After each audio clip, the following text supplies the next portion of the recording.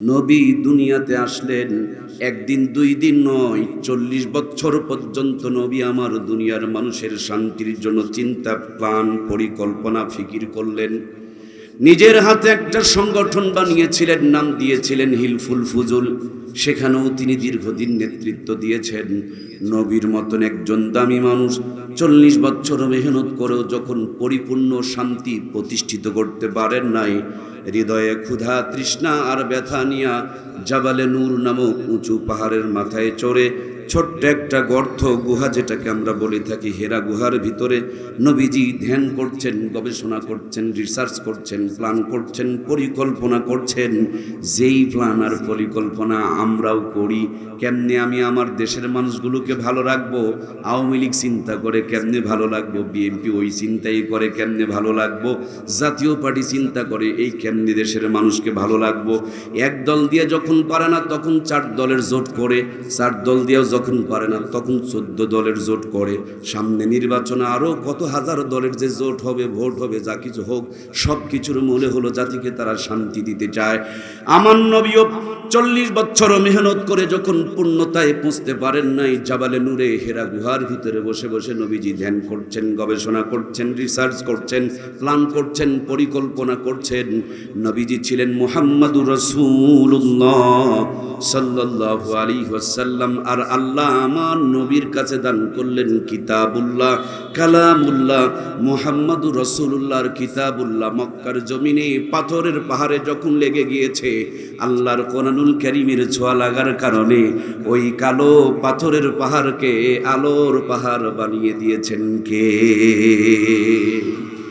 সব জায়গা অন্ধকার, সেই জায়গাগুলো আলোকিত। যেই জায়গার মধ্যে লাল তার আর কালো তার দিয়া সংযোগ দেওয়া হয়েছে, ওই জায়গা কিন্তু এই রাতের বেলা আলোকিত।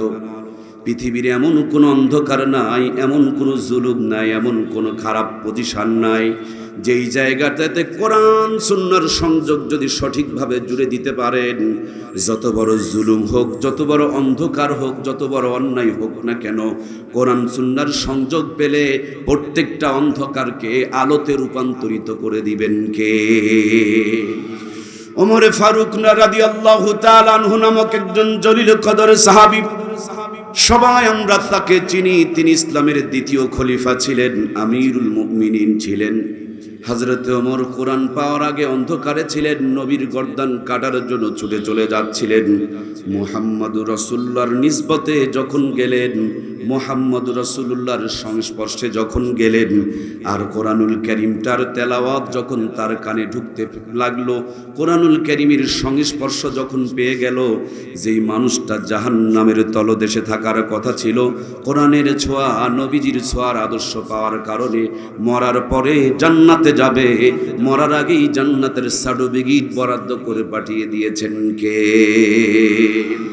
এজন্য প্রাণপ্রিয় ভাইয়েরা আমার, সারমর্ম মূল কোথাও জাতি দিন যতই যাচ্ছে, আধুনিকতার নাম দিয়া, ডিজিটালের নাম দিয়া, স্মার্টের নাম দিয়া কোরআন সুন্নাহ থেকে জাতি যত দূরে সরে চলে যাচ্ছে, যোগ বিয়োগ তাকায় দেখেন জাতির সারাঙ্গুল কপালে শান্তি জোটে নাই, অশান্তির আগুন দিনের পর দিন দাও দাও করে জ্বলে উঠতেছে। কথা বলুন ঠিক কিনা?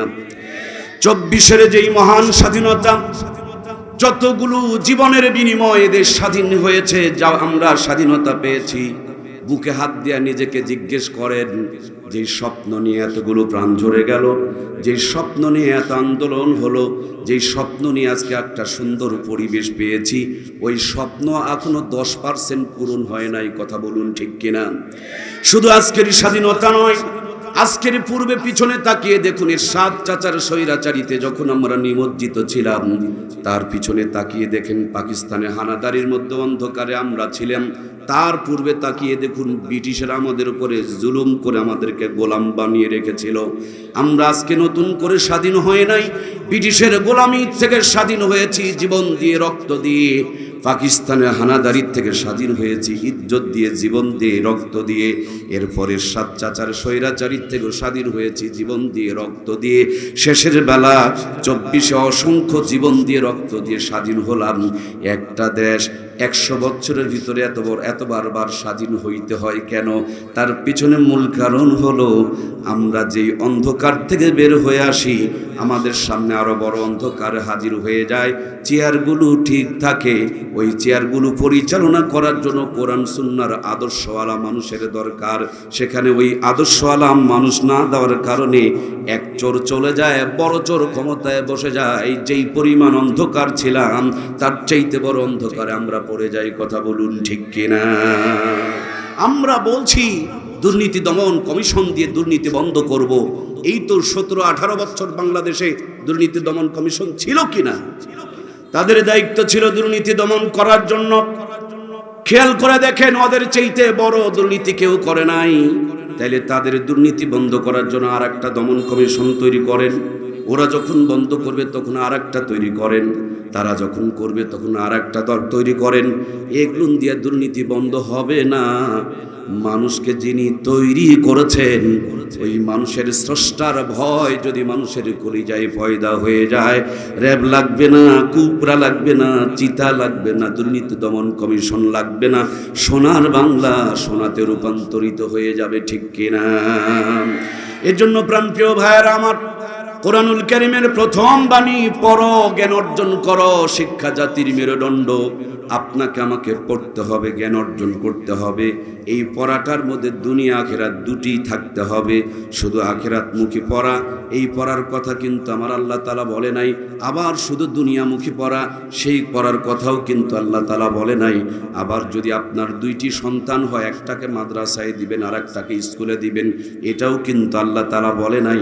কারণ একটা বাল্ব জ্বালাতে হলে, একটা মাইক চালাতে হলে, একটা ফ্যান ঘুরাতে হলে প্রত্যেকটার পিছনে নেগেটিভ এবং পজিটিভের সংযোগ যেমন দরকার।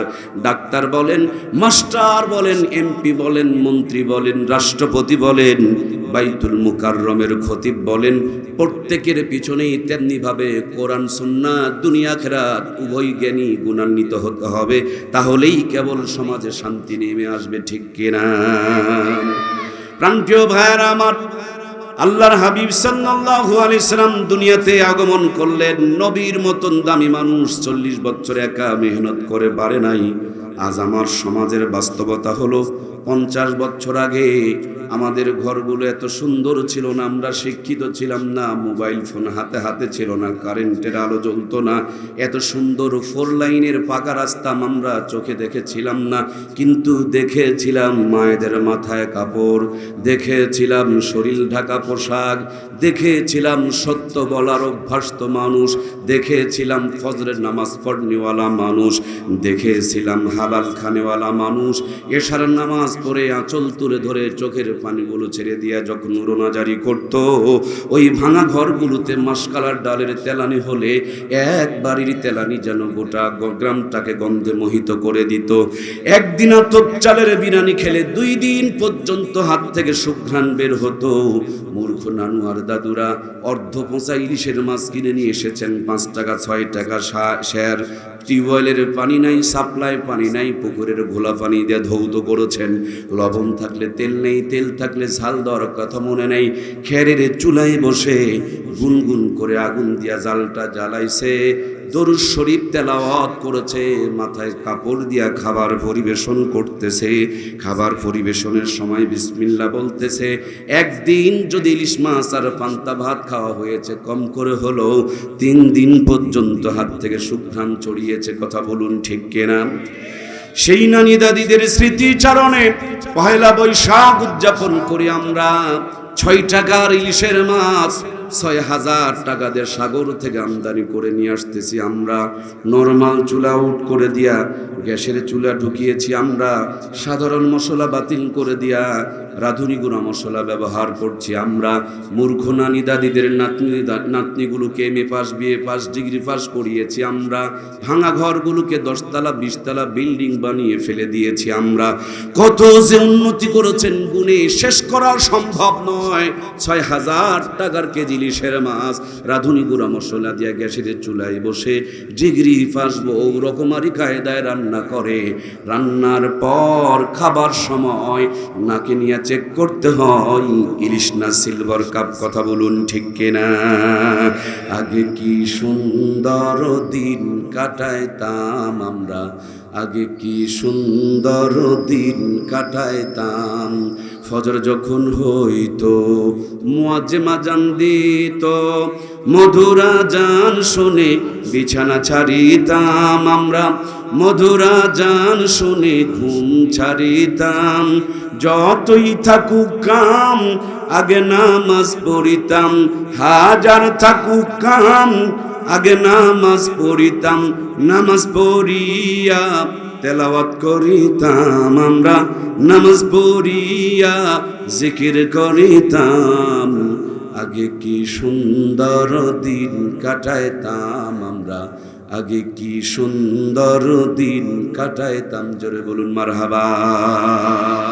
ভাইয়ের আমার একটু মন লাগান। এই তো মাত্র 50 বছর আগে যখন নানু আর দাদুরা অসুস্থ হয়েছেন, এত ডাক্তার, ডিসপেন্সারি, ঔষধ ছিল না।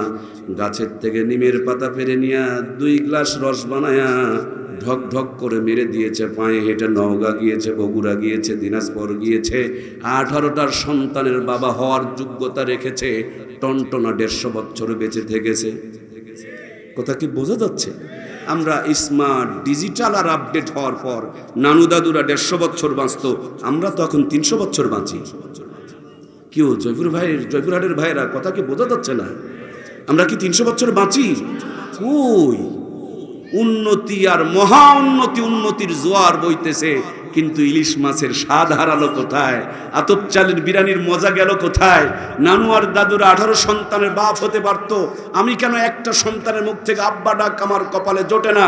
নিমের পাতার রস খেয়ে যদি তারা 150 বছর বেঁচে থাকে, আমি কেন অ্যান্টিবায়োটিক খেয়ে 50 বছর সুস্থ থাকতে পারি না? আমি ছোট্ট মানুষ, গবেষণা করে রিসার্চ করে যেটুকু খুঁজে পেয়েছি, তাদের কাছে ছিল কোরআন সুন্নাহর সংযোগ। জীবনটা রহমত আর বরকত দিয়েছিল ভরপুর। আমরা কোরআন সুন্নাহ থেকে দূরে সরে চলে গিয়েছি, আযাব গজব দিয়ে আমাদের জীবন পরিপূর্ণ হয়ে যাচ্ছে। কথা বলুন ঠিক কিনা?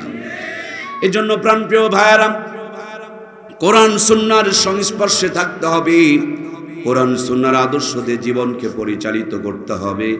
সম্মানিত প্রাণপ্রিয় মায়েরা আমার, শুধু আপনাদের জন্য একটা মেসেজ দিয়ে যেতে চাই। 50 বছর আগে নানি দাদির বিয়ে হয়েছে। হাফ প্যান্ট পরা নানি দাদিকে নানু দাদুরা বিয়ে করেছে। ওই সময়কার 500 টাকা নগদ ফোন দিয়ে নানি দাদিকে বিয়ে করেছে। ওই নানি দাদির পেটে 12টা 18টা জন্ম নিয়েছে। যেই জামানার 500 টাকা দিয়ে জয়পুরহাটে 5 বিঘা জমি কিনে পাওয়া গেছে। 5 বিঘা জমির মূল্য দেয়া যেই নানি দাদির বিয়ে করা হলো, বিয়ে দেওয়া হলো, তারা কিন্তু প্রধানমন্ত্রীর আত্মীয় স্বজন ছিল না। কোনো চেয়ার তাদের দখলে ছিল না। দখলে ছিল কোরআন সুন্নাহ, দখলে ছিল জায়নামাজ, দখলে ছিল তাসবিহ, দখলে ছিল কোরআনের তেলাওয়াত। রাত যখন 8টা বেজে যেত, সংসারের কাজগুলো সেরে ফেলে দিয়া তারা কোরআনুল কারীম তেলাওয়াত করত, আঁচল তুলে ধরে আল্লাহর কাছে ফরিয়াদ করত। আর এই 50 বছরের ব্যবধানে ভাঙা ঘর বিল্ডিং হয়েছে, জায়নামাজ বিদায় করে সোফা সেট আমদানি করেছে, হাতের তসবিহ ফেলে দিয়া রিমোট টিপতে টিপতে রিমোটের বাটন পর্যন্ত খোয়াই দিয়েছে। এশার আজান হলে তাদেরকে জায়নামাজে পাওয়া যেত, আর এখন এশার নামাজ হলে এদেরকে সোফা সেটে পাওয়া যায়। এশার নামাজের পর তাদের হাতে তসবিহ পাওয়া যেত, আর এদের হাতে রিমোট টিপতে টিপতে রিমোটের বাটনগুলোকে তারা খোয়াই দেয়। হিন্দুরা মন্দির থেকে উলু উলু ধ্বনি দেয়, আর মুসলমানের ঘর থেকে হিন্দুদের মন্দিরের আওয়াজ বের হয়।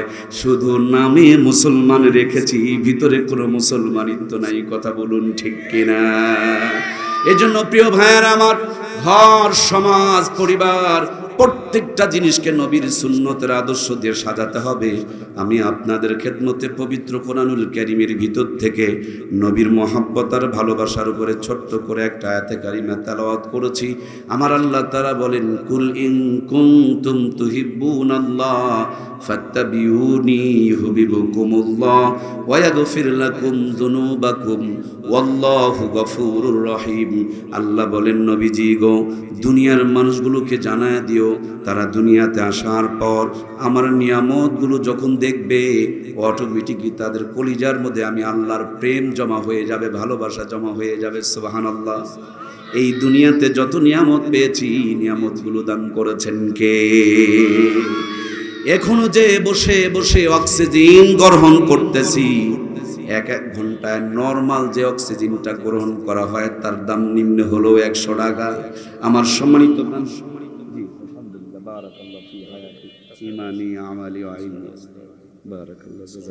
আলহামদুলিল্লাহ, আল্লাহ তাআলা আমাদের স্যারের হায়াতে বরকত দান করুক, বলুন আমিন। দুনিয়ার দেখে আরো যারা দেশের খাদেম আছেন, দেশ পরিচালনার কাজে যারা নিয়োজিত রয়েছেন, আল্লাহ তাআলা তাদের এভাবে একসাথে দেশপ্রেমী এবং ইসলামের প্রেম দিয়ে তাদের কলিজাটা ভরে দেখ। আমরা পড়ি আল্লাহুম্মা আমিন। দুটি লাগবে, দুনিয়া আখিরাত দুটাই লাগবে। আল্লাহ তাআলা স্যারকে দুটি দিয়েছেন, আমরা অনেকে হয়তোবা একটা পেয়েছি, এই জন্য জাতি আমাদের থেকে ভালো পরিমাণ উপকৃত হচ্ছে না। জ্ঞান আছে, ভালো চেয়ার আছে, কিন্তু ভিতরে কোরআনের মহাব্বত নাই, হাদিসের মহাব্বত নাই, আল্লাহর ভয় নাই। তার জন্য তাদের দ্বারা অনেক বড় বড় দুর্নীতিও হয়। কথা বলুন ঠিক কিনা?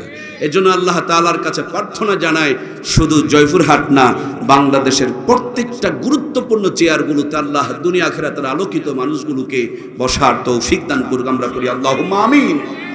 প্রাণপ্রিয় ভাইয়েরা আমার, আমরা আলোচনা করছিলাম আপনাদের খেদমতে নবীর মতে মত, তাকে বলে নবীর উম্মত। আওয়ামী লীগ কাকে বলে? যিনি আওয়ামী লীগের আদর্শ মেনে চলে। বিএনপি কাকে বলে? যিনি বিএনপির আদর্শ মেনে চলে। নবীর উম্মত কাকে বলে? যিনি নবীর আদর্শ মেনে চলে, দাবি করে নবীর উম্মত, আদর্শ মেনে চলে নাস্তিকের। কথা বলুন ঠিক কিনা? আল্লাহকে আল্লাহর ভালোবাসা পেতে হলে নবীজিকে ভালোবাসার দরকার আছে না নাই? নবীজি তো বিদায় নিয়ে চলে গিয়েছেন, মদিনার রওজায় ঘুমিয়ে রয়েছেন। কেমনি এখন নবীজিকে মহাব্বত করবেন? তার জন্য তিনি যাওয়ার আগে বলে গিয়েছেন, মান আহাব্বা সুন্নতি ফাকাদ আহাব্বানি ওয়া মান আহাব্বানি কানা মাই ফিল জান্নাহ। যেই ব্যক্তি আমার সুন্নতকে মহাব্বত করবে, আল্লাহর হাবিব বলেন, সে যেন আমাকে মহাব্বত করলো, আর যে আমাকে মহাব্বত করলো, আমি নবীর সঙ্গে জান্নাতে প্রবেশ করবে। গেটের মধ্যে কিছু ভাই আমাদেরকে রিসিভ করার জন্য অপেক্ষায় রয়েছিলেন। আমার কলিজার টুকরা প্রাণপ্রিয় ভাইয়েরা, আপনাকে রিসিভ করে জান্নাতে নেওয়ার জন্য, আপনাকে সাথে করে নিয়ে জান্নাত উদ্বোধন করবেন, তার জন্য মহামানব মুহাম্মদুর রাসূলুল্লাহ সাল্লাল্লাহু আলাইহি ওয়াসাল্লাম ১৫০০ বছর পূর্ব থেকে অপেক্ষায় রয়েছে। উম্মত, সুন্নাতগুলোকে জিন্দা করো। উম্মত, সুন্নাতগুলোকে জিন্দা করো। আমি নবী তোমাদেরকে সাথে করে নিয়ে আল্লাহর জান্নাত উদ্বোধন করব। সুবহানাল্লাহ। নবীজির ওয়াফাতের পূর্বক্ষণে জিবরাইল আমিন এসে বলছেন, ইয়া রাসূলুল্লাহ, আপনার বিদায়ের পর আপনার দেহ মোবারককে আল্লাহ তাআলা আরশে আজিমের কাছে রাখতে চাই, এই ব্যাপারে আপনার পরামর্শ কি? আল্লাহর হাবিব বললেন, আমার আল্লাহর কাছে দূর কাজ কিছুই নাই। প্লেটের মধ্যে যদি ভাত থাকে, কোনোটা দূরে কোনোটা কাছে, এটা কি আমাদের কাছে মনে হয়? তেমনি আমার আল্লাহর কাছে দূরও নাই কাছে নাই, সব আমার আল্লাহ তাআলার নিকটে এবং নখদর্পণে প্রত্যেকটা জিনিসের উপরে তিনি সব সময়ের মধ্যে একেবারে প্লেটের যেমন এই কোণা ওই কোণা সব দিকে যেমন আমাদের হাতের কাছে, আল্লাহর কাছে দূর আর কাজ কিছুই নেই। আমার আল্লাহকে বলে দিও, আমি আমার উম্মতের সঙ্গে মদিনা রওজাতে থাকবো, আমার উম্মতকে সাথে করে নিয়ে আল্লাহর জান্নাত উদ্বোধন করব। আমাদের যখন বেশি টাকা হয়ে যায় তখন জয়পুরহাট ভালো লাগে না, বগুড়া চলে যায়। আরো যখন টাকা হয়ে যায় তখন ঢাকা চলে যায়। আরো যখন টাকা হয়ে যায় তখন দেশকে পুঁজি করে দেশের 12টা বাজিয়ে দেশের সম্পদগুলোকে বিদেশে পাচার করে দেয়। কথা বলুন ঠিক কিনা? এদেশ বহু আগে সিঙ্গাপুরকে ছাড়িয়ে যেত, এদেশের নেতারা যদি দেশ থেকে শোষণ করে দেশের সম্পদগুলো বিদেশে পাচার না করতো। কথা বলুন ঠিক কিনা? প্রাণপ্রিয় ভাইয়েরা আমার, আল্লাহর হাবিবের অফার এসেছিল আরশে আজিমের কাছে যাওয়ার জন্য। আল্লাহ নিয়ে যেতে চেয়েছিলেন আরশে আজিমের কাছে, কিন্তু আল্লাহর নবী যায় নাই আপনারা আমার জন্য, আপনারা আমাকে সাথে করে নিয়ে জান্নাত উদ্বোধন করবেন তার জন্য। এজন্য আল্লাহ ওয়ালারা বলেন, ইয়ে কবরো মে ভি মুস্তফা রো রো কে আঁখে বাহে कहते ही सब है शाम या উম্মতি। আজ পর্যন্ত মদিনার রওজায় ভালো করে যদি ধ্যান করেন আপনি শুনতে পারবেন নবীর রওজা থেকে শব্দ আসতেছে রব্বি হাবলি উম্মতি, আল্লাহ আমার উম্মতের হালত কি, আমার উম্মতের খবর কি। তার মানে মদিনা রওজা থেকে নবীজি এখনো পর্যন্ত দুইটা হাত বাড়ায়া হাতছানি দিয়ে ডাকতেছে উম্মত এসো, সুন্নত গুলোকে জিন্দা করো, উম্মত আমার সুন্নত তরিকায় চলো। এই পথটা হলো জান্নাতের পথ, সুন্নতের প্রতি আমল করো, আমি নবী তোমাদেরকে সাথে করে নিয়ে জান্নাত উদ্বোধন করব। আজকে একটা কথা আপনারা বাড়িতে নিয়ে যাবেন। কয়টা? কথাটা আমরা একটু শিখে নিই। নবীর মতে মত তাকেই বলে নবীর উম্মত। এই কথাটুকু আপনাদেরকে বাড়িতে নিয়ে যেতে হবে। আমরা যদি কবরে নিয়ে যেতে পারি, আমি আমার বুকের তাজা রক্ত দিয়ে আপনাদেরকে লিখে দিতে পারবো, মরতে দেরি, আল্লাহর জান্নাতের মেহমান হতে দেরি লাগবে না। সুবহানাল্লাহ। নবীর মতে মত ছোট্ট কথা, কিন্তু এর অর্থটা অনেক বড়। এখনো দেখবেন জয়পুরহাটে কিছু কাপড়ের দোকান খোলা আছে, গিয়ে দেখবেন যদি আমি 2 গজ 3 গজ কাপড় নিতে চাই, হঠাৎ করে দেখবেন একটা লাঠি বের করবে, আপনাকে মারার জন্য না, আপনি ভয় পাওয়ার কিছু নেই, লাঠিটা দিয়ে কাপড় মেপে দিবে। এই লাঠিটাকে গজের মাপে কাটা আছে, ফিতা দিয়ে মাপতে অনেক সময় আঁকাবাঁকা হয়ে যায়, তো এই জন্য ওইটাকে লাঠি বানিয়ে রাখছে যে এইটার মাপে কাপড় মেপে দেওয়া হবে। জিন্দেগির প্রত্যেকটা আমল মাপার মুহাম্মদুর রাসূলুল্লাহ সাল্লাল্লাহু আলাইহি ওয়াসাল্লামের সুন্নতের মাপকাঠি আছে। সুন্নতের মাপকাঠি অনুযায়ী যদি আপনার জিন্দেগির প্রত্যেকটা আমল হয়, প্রত্যেকটা আমলই আপনার জান্নাতের জড়িয়া হয়ে যাবে। সুবহানাল্লাহ। এজন্য প্রিয় ভাইয়েরা, কোনো দোকানদার কিনেছেন 1 গজ, আপনাকে যদি দেয় 1.5 গজ, বলুন তো দেখি তার কি ব্যবসা চলবে? আবার কোন দোকানের কাছে কিনেছেন 1 গজ, তিনি যদি কম দেয়, ওই চোরের কাছে কি যাওয়া যাবে? তাহলে যিনি সঠিক দেয় তার ব্যবসা চলবে, তার কাছে যাওয়া যাবে। বাড়াবাড়ি করে লাল শালুকের কাপড় পরে গাঁজা খেয়ে ভণ্ডামি করে যারা অতিরিক্ত বাড়াবাড়ি করে, এদের ভণ্ডামি আল্লাহর কাছে গ্রহণ হবে না। আর নবীর উম্মত দাবি করে সুন্নতের পরিপন্থী যারা চলাফেরা করে, তাদেরটাও আল্লাহর কাছে গ্র্যান্ট হবে না। জিন্দেগির প্রত্যেকটা আমল কবুল হওয়ার শর্ত হলো সেটা যেন নবীজির সুন্নতের মাপকাঠি অনুযায়ী হয়। যদি সুন্নতের মাপকাঠি অনুযায়ী হয়ে যায়, প্রত্যেকটা আমল জান্নাতের জড়িয়া হয়ে যাবে। সুবহানাল্লাহ। তাহলে স্লোগানটা মুখস্থ করে নেই, নবীর মতে মত তাকে বলে নবীর উম্মত।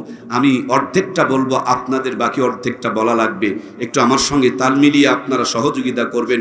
নবীর মতে মত তাকেই বলে নবীর, নবীর মতে মত তাকেই বলে নবীর। আমরা কি নবীর খাঁটি উম্মত হতে চাই? ধোঁকাবাজি করবেন না, খাঁটি উম্মত হতে চায়। কারা কারা নবীজির খাঁটি উম্মত হতে চায়? দুটি হাত তুলে আমার আল্লাহকে দেখায়, লিল্লাহি তাকবীর। হাতগুলো পুরাপুরি তোলেন, অর্ধেকটা উম্মত হয়ে কোনো লাভ নাই, পুরা উম্মত হতে হবে। হাতগুলো এভাবে একটু নাড়া দেন। আর শাহজিম থেকে আমার আল্লাহ দেখছেন, মদিনা রওজায় আল্লাহর হাবিবকে সম্প্রচার করে দেখানো হচ্ছে। এ আলো বাতাস সাক্ষী হয়ে থাকতেছে, ওগো আল্লাহ তোমার নবীর খাঁটি উম্মত হতে চাই। জিন্দেগির প্রত্যেকটা ক্ষেত্রে নবীজির সুন্নতগুলোকে খুঁজে খুঁজে আমল করার তৌফিক দিয়ে দাও, জোরে বলুন আমিন। তাহলে প্রিয় ভাইয়েরা আমার, সব কাজে নবীর সুন্নত আছে না নাই? এই যে পায়ের কুনিগুলো কাটবেন, পায়ের কুনিগুলো কোন দিক থেকে শুরু হবে, কোন দিকে এসে শেষ হবে, এটাও আমার নবী শিখিয়েছেন। সুবহানাল্লাহ বলেন।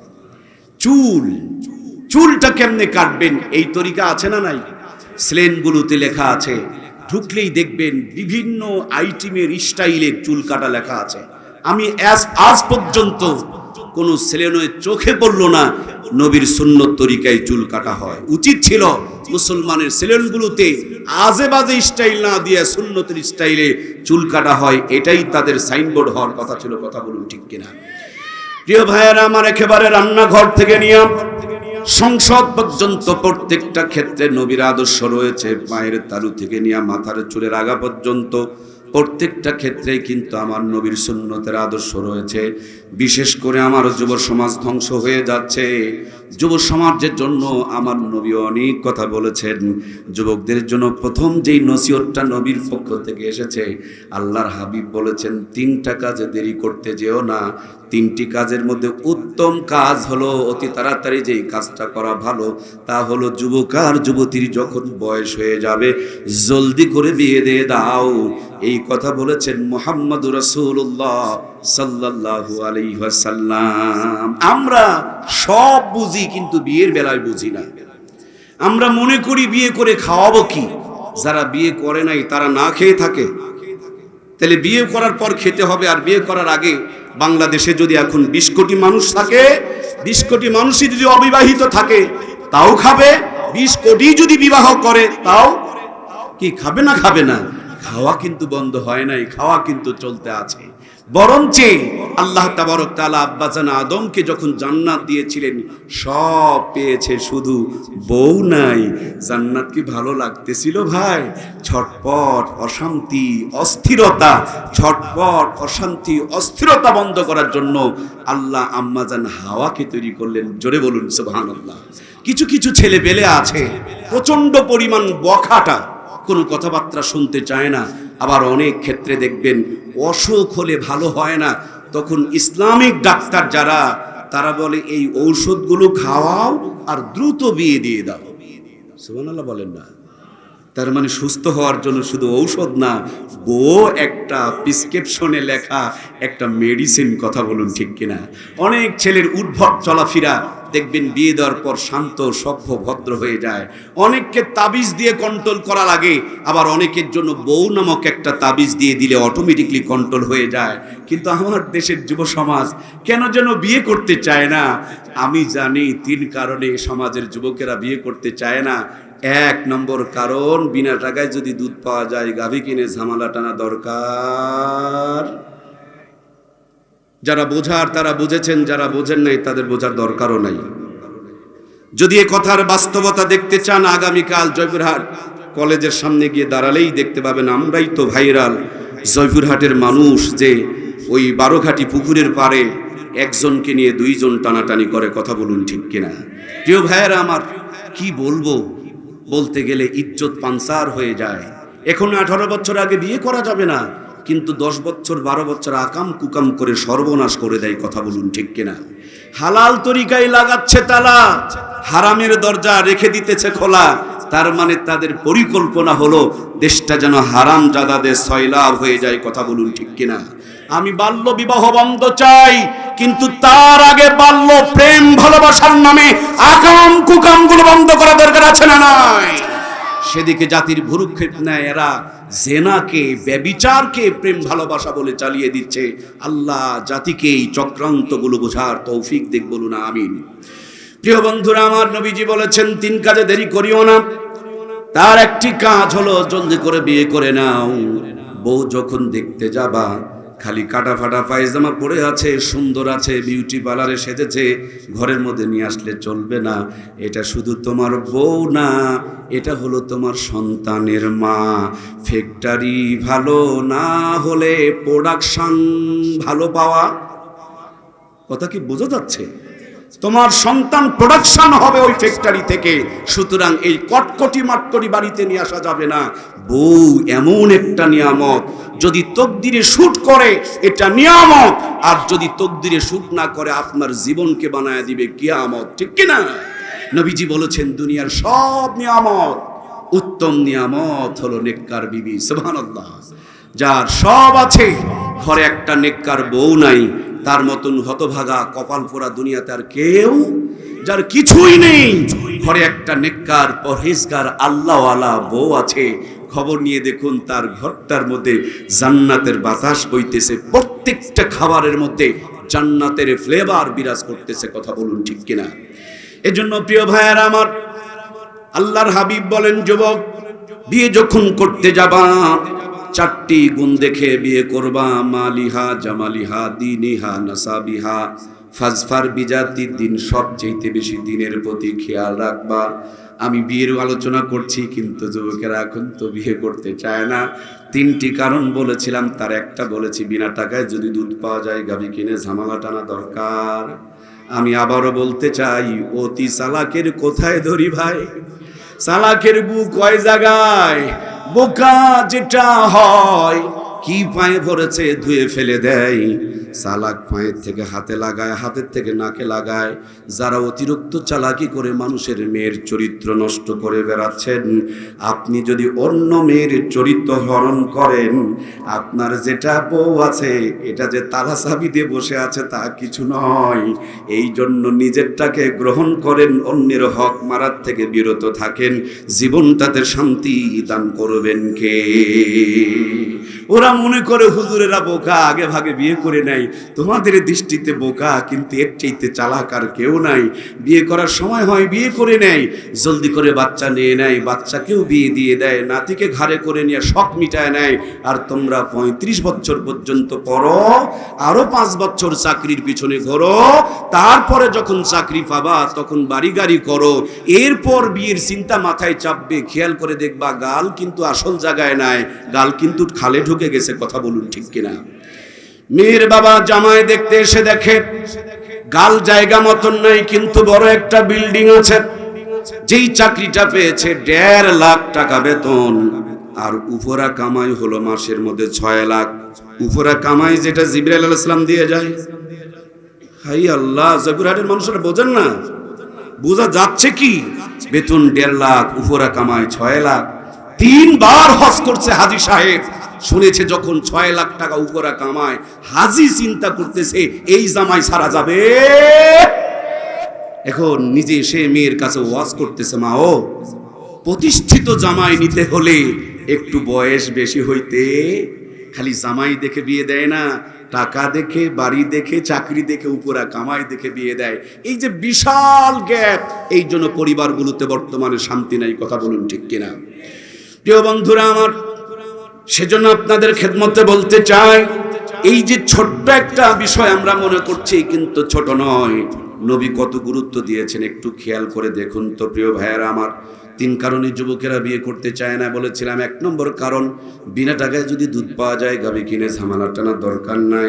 2 নম্বরের কারণ, ওনার বান্ধবী আছে 17টা, খবর নিয়ে দেখছে এক একজনের 3টা 4টা করে সিম কার্ড ব্যবহার করে। হিসাব করে দেখছে ওগুলোকে নিয়ে পার্কে যাওয়া যায়, কিন্তু বউ বানায়া বাড়িতে তোলা যাবে। এগুলোন বৌমা হবে না, এগুলোন হবে টাটকা বোমা। কথা বোঝা যাচ্ছে না? বৌমা যেটা ছেলের বউ, আর বোমা যেটা সব তছনছ করে দেয়। আমার দেশে বৌমা বেশি না বোমা বেশি? সম্মানিত প্রাণপ্রিয় ভাইয়েরা আমার, আমি আমার বোনগুলোকে বলতে চাই, বোন, নদীর পানি সবাই ব্যবহার করে, কিন্তু কেউ খায় না। তৃষ্ণা যদি লাগে নদীর পানি দিয়া মুখ ধয়, নদীর পানি দিয়া চোখ ধয়, নদীর পানি দিয়া কুলি করে, আর জয়পুরহাটে গিয়া 150 টাকার ডাবের পানি কিনে খায়। কথা বলুন ঠিক কিনা? নদীর পানির মতন সস্তা হয়েও না। 2 টাকার বাদামের বিনিময় ইজ্জতকে বিলিয়ে দিও না। তুমি যদি তোমার সতীত্বকে সংবরণ করতে পারো, জাতি যেমন পকেটের 150 টাকা দিয়া ডাব কিনে খায়, তেমনি নগদ মোহরানা দিয়া রানী বানায়া, রাজরানী বানায়া তাকে মর্যাদা দিয়ে নিয়ে আসবে। কথা বলুন ঠিক কিনা? 3 নম্বরে যেই কারণে যুবকেরা বিয়ে করতে চায় না, এই কারণটা বর্তমানে বড় ভয়াবহ হয়ে এসছে। এই কারণটার নাম হলো মোবাইল ফোন। আগে মোবাইল কম ছিল, বইয়ের দরকার বেশি ছিল। এখন মোবাইলের প্রয়োজন বেড়ে গিয়েছে, বিবির দরকার কমে গিয়েছে। অনেকেই বিয়ে করার পর বউকে সময় দিতে পারে না। এক পাশে বউ কাত হয়ে আছে, আর এক পাশে মোবাইলে ঘোষাঘুষি চলতেছে। বউ চিন্তা করে, এতই যদি তোমার ঘোষাঘুষি দরকার, ঘোষাঘুষি নিয়ে থাকতা, আমাকে কেন বাড়িতে নিয়ে এসেছো? সময় দেওয়ার অভাবে অনেকের বউয়েরা অন্য জায়গাতে পরক্রিয়া করে সংসারে আগুন লাগায়া দিতেছে। আমার প্রিয় ভাইয়ারা, রাত যখন গভীর হয়, শয়তানের একটা নিঙ্গুর ভিতরে ঢুকায়া দিয়া তার গুলো কানের মধ্যে লাগায়া দেয়। আর ঘুষাঘুষি শুরু হয়ে যায়। ঘুষে মোবাইলে দাগ পড়ে চোখের নিচে, ঘুষে মোবাইলে পাছার গোস্ত শুকিয়ে যায়, পেন খুলে অর্ধেকটা পাছা বের হয়ে থেকে যায়। আমার প্রাণপ্রিয় ভাইয়েরা, এই মোবাইল ফোন রাত যত গভীর হয়, নেটওয়ার্ক তত বিজি হয়ে যায়, ন্যাংটা ছবিগুলো সামনে আসতে শুরু করে দেয়। এরা তখন যৌবনকে আর কন্ট্রোল করতে পারে না, নিজে নিজে নিজের যৌবনকে কুরবানি করে দেয়। দাদাই বিয়ে করতে চায়, নানাই বিয়ে করতে চায়, নাতির বিয়ের কোনো খবর নাই। তার মানে তার ব্যাটারিতে আর চার্জ, এই কথা কয় না কেন গো, চার্জ যদি চার্জ থাকতো, একজন যুবক কোনোদিন 40 বছর অবিবাহিত থাকতে পারতো না। কথা বলুন ঠিক কিনা?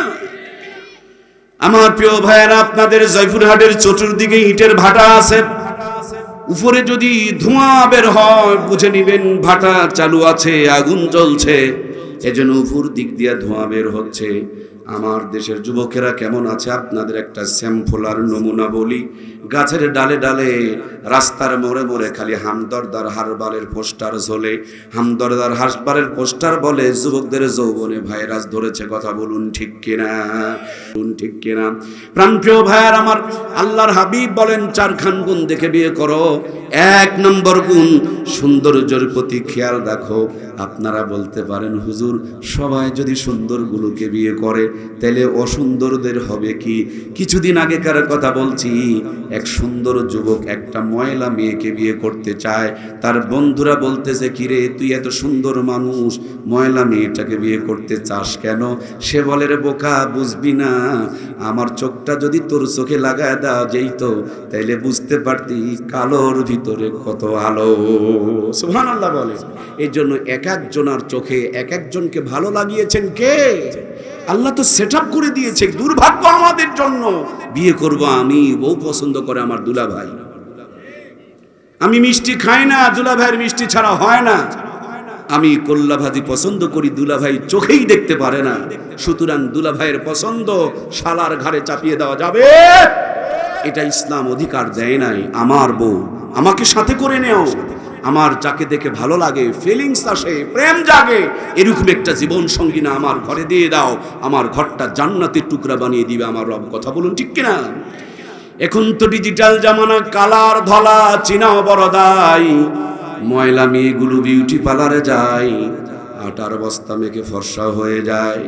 এই জন্য যুবক ভাইয়েরা যদি আবার বউ পছন্দ করার জন্য আমাকে দায়িত্ব দেয়, আমার জন্য কঠিন হয়ে যাবে। এই জন্য তাদেরকে বুদ্ধি শিখায়া দেয়া যায়। তুমি সঙ্গে যাবা, মার উপরে ভর করলে হবে না, বাবার উপরে ভর করলে হবে না, দুলা ভাইয়ের উপরে ভর করলে হবে না। যাকে দেখে তোমার ভালো লাগে সেটা তুমি তাদের সাথে শেয়ার করবা, পছন্দ করবা। বউ দেখতে গিয়া মাথা নিচু করে বসে থাকলে চলবে না, তোমাকে দেখতে হবে, তোমাকে বলতে হবে আমার হবু বিবি যেটা হবে তাকে আমার সামনে ওযু করতে লাগায় দাও। ওযু যদি করতে পারে বুঝবা সেইটা নামাজ পড়ে, আর যেইটা নামাজ পড়ে সেটা যদি ভাঙা ঘরেও যায়, ওই ঘরের মধ্যে জান্নাতি ফ্লেভার দান করবেন কে? ওযু যদি করতে পারে, যেই পরিমাণ অঙ্গ প্রত্যঙ্গ ওযুতে ধৌত করা হয় ওই পরিমাণ অঙ্গ প্রত্যঙ্গ দেখতে কোনো সমস্যা?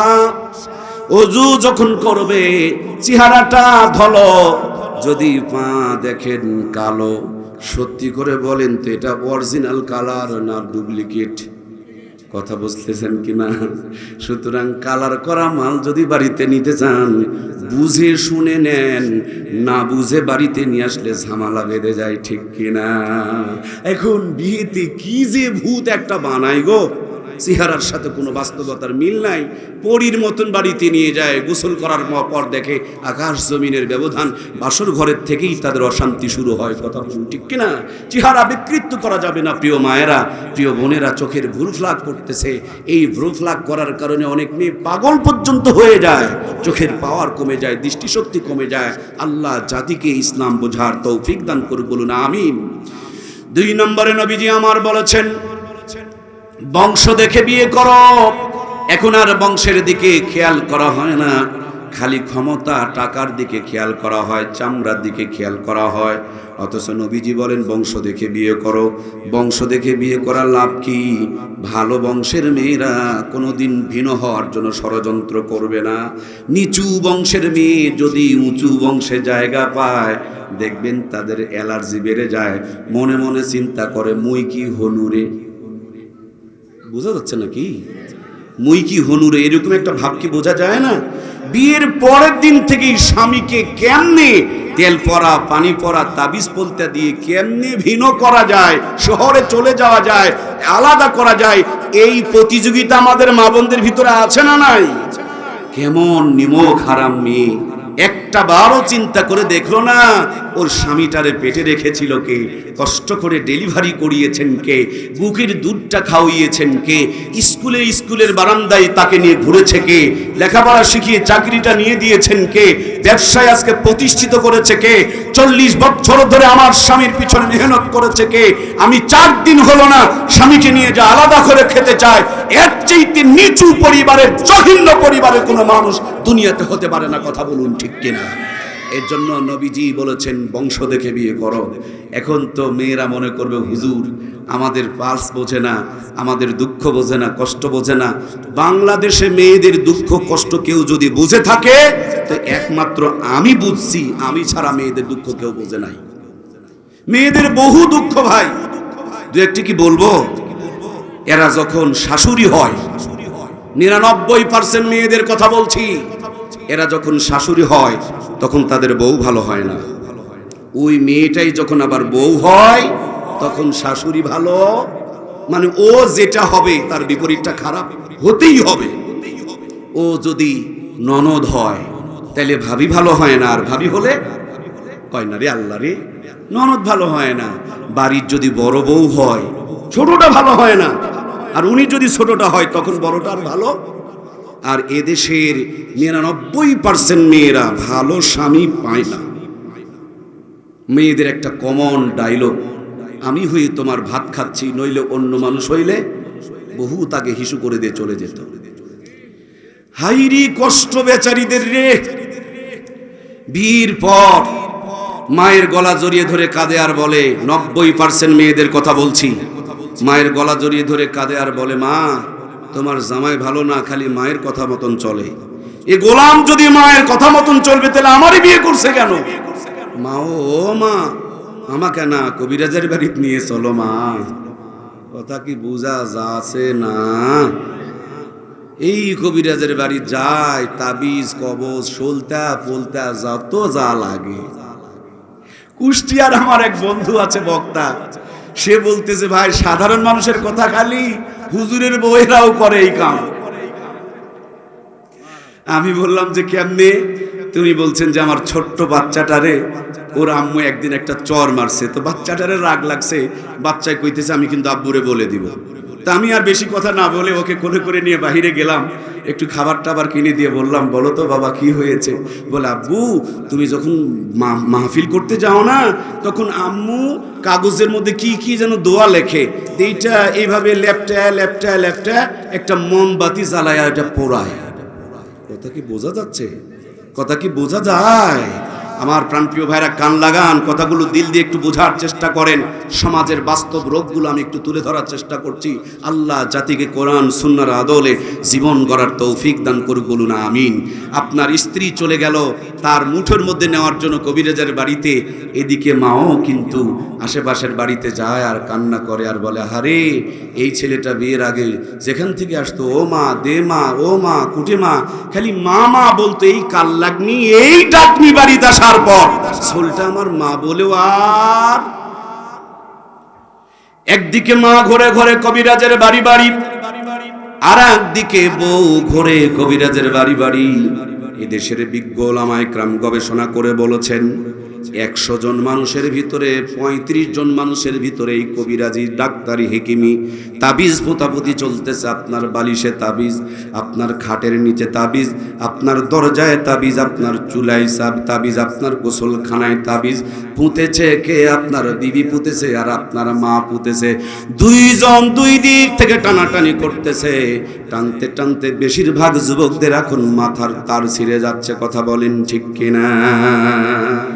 সম্মানিত প্রাণপ্রিয় ভাইয়ারা আমার, বিশেষ করে কলিজার টুকরা মমতাময়ী মায়ের আমার, মাগো আপনাদেরকে নিয়ে আগে একটু বলতে চাই, আপনার মেয়ে বাড়ির সব ভেঙে ফেলে দিতেছে, তাতে কোনো সমস্যা নাই। হঠাৎ যদি বইয়ের হাত থেকে একদিন গ্লাস পড়ে যায়, একটা 4 কাপ পড়ে যায়, দেখবেন অনেক শাশুড়ি পাওয়া যায় বাড়িতে মুহূর্তের মধ্যে ভূমিকম্প কায়েম করে ফেলে দেয়। কথা বলুন ঠিক কিনা?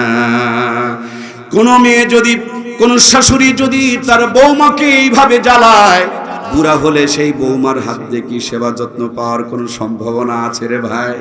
ম্যাক্সিমাম শাশুড়িরা বউকে সহ্য করতে পারে না, সতীনের নজরে দেখে।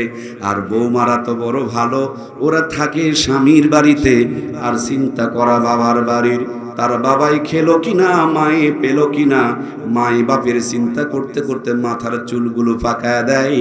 খালি বাপ মা করতে করতে মাথার চুল পাকায় দেয়। ওইদিকে স্বামীর বাপ মা অসুস্থ হয়ে বিছানায় গড়াগড়ি করে। এখন আর ভাবিদের এই দিকে কোনো নজর? কাপুরুষ যারা তারা বাদ দিয়ে একটু সুপুরুষেরা বলে এই দিকে কোনো নজর? নিজের বাপ মার চিন্তায় চুল পাকায় দেয়, ভাতারের বাপ মা গড়াগড়ি করে, এই দিকে কোনো খবর?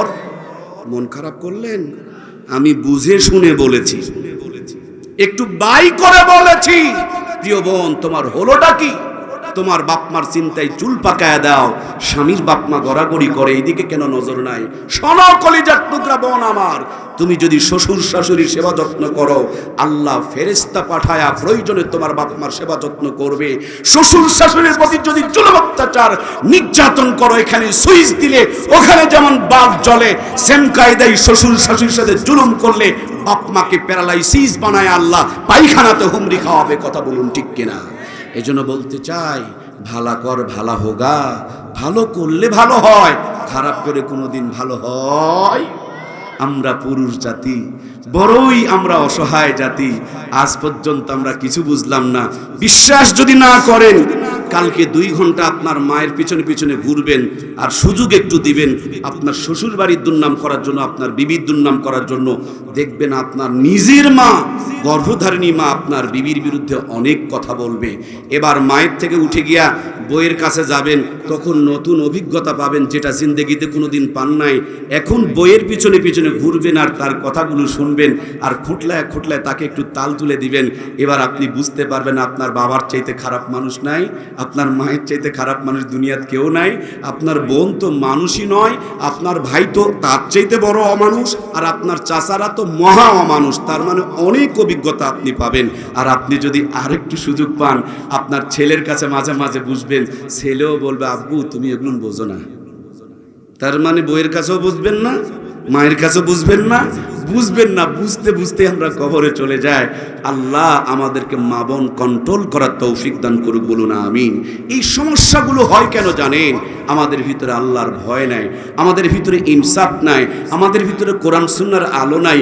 এই জন্যই আমাদের সমাজটা অন্ধকারে ছেয়ে যাচ্ছে। কথা বলুন ঠিক কিনা?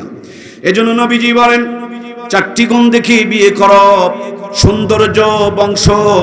এরপরে 3 নম্বরে আল্লাহর হাবিব বলেছেন সম্পদ দেখে বিয়ে করো। এখন তো খালি টাকাওয়ালার পিছনে সবাই ঘরে, মেয়ে ঘরে টাকাওয়ালার পিছনে, ছেলেও ঘরে টাকাওয়ালার পিছনে। কিন্তু নবী বলে না না, সাম্যতা বজায় রাখো, কুফু দেখে বিয়ে করো। মোটা চিকন দড়িতে গিরা দিলে ওই গিরাটা যেমন আটকে না, ওই গিরাটা যেমন ভালো করে লাগে না, ওই বড়লোক আর গরিবের মধ্যে সম্পর্ক যদি হয়ে যায়, বেশিরভাগ সম্পর্কগুলো টিকে না। কথা বলুন ঠিক কিনা? এই জন্য আমি আমার ভাইগুলোকে বলতে চাই, কোটিপতির মেয়েকে প্রেমের ফাঁদে ফেলে বাড়িতে নিয়ে আসিও না। বাড়িতে নিয়ে আসতে পারবা কিন্তু সুখী হতে পারবা না।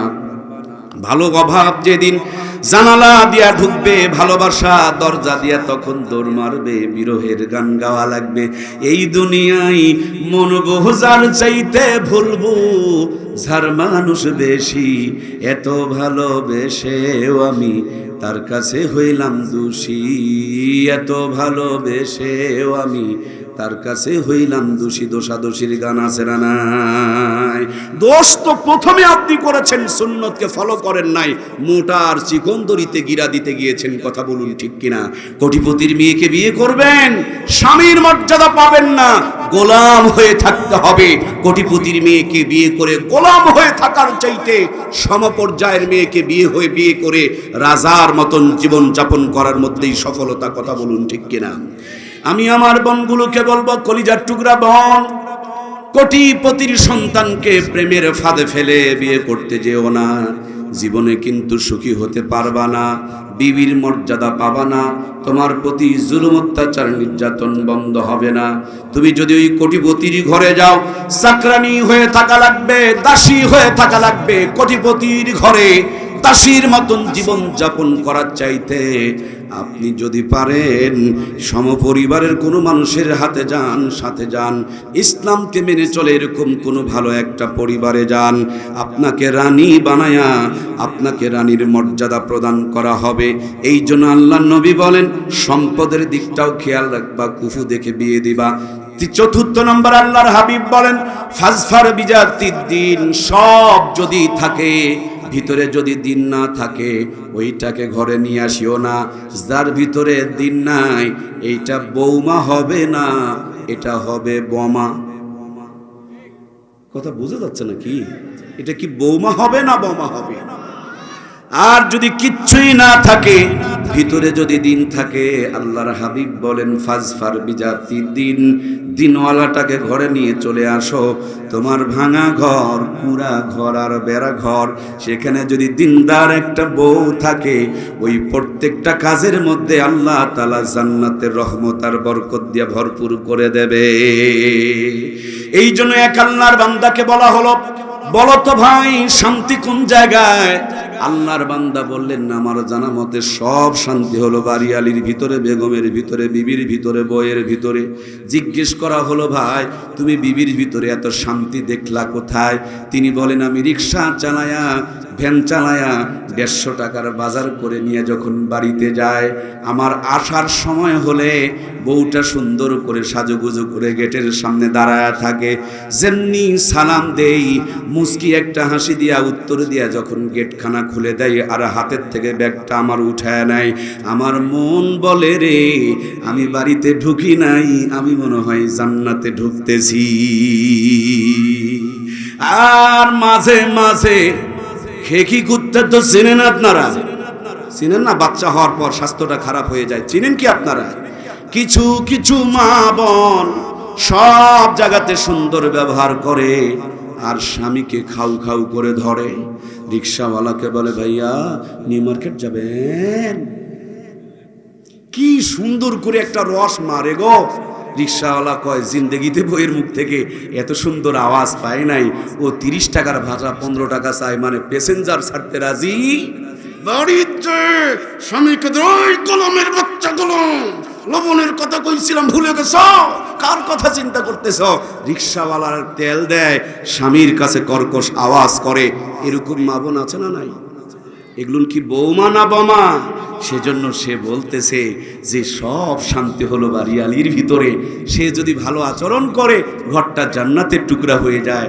আর যেদিন খেউ খেউ করে ধরে সেদিন মনে করি যে আহারে বাড়ির ঢুকতেছি না জাহান্নামে ঢুকতেছি। যদিও ঢোকে তাড়াতাড়ি বের হয়ে কেলাম করে চলে যায়, রাতের 1:30টা পর্যন্ত গুতাগুতি করে, মানে বাড়িতে শান্তি। আর এক আল্লাহর বান্দাকে বলা হলো, বলো তো শান্তি কোন জায়গায়? আল্লাহর বান্দা বলছেন, আমার জানা মতে সব শান্তি হলো পায়খানায়। কোথায়? সর্বনাশ করছে গো। চিরে বোকা, টয়লেটে আবার শান্তি ঢুকলো কেমনে?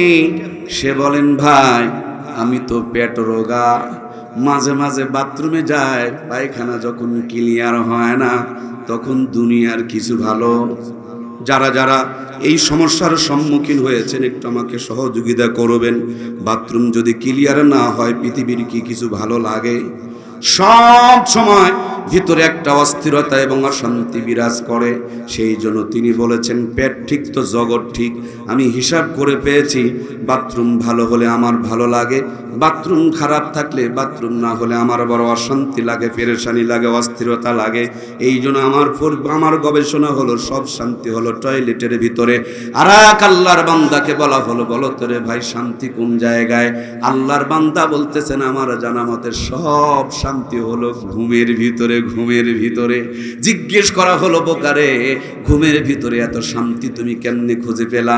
উনি বলেন মাঝে মাঝে 3টা করে ঘুমের বড়ি মারি, তারপরও কাম হয় না। আর যেদিন ঘুমের বড়ি খেয়েও কাম হয় না, সেদিন কিন্তু খেয়াল করে দেখবেন দুনিয়ার কিছু ভালো লাগবে কি লাগবে?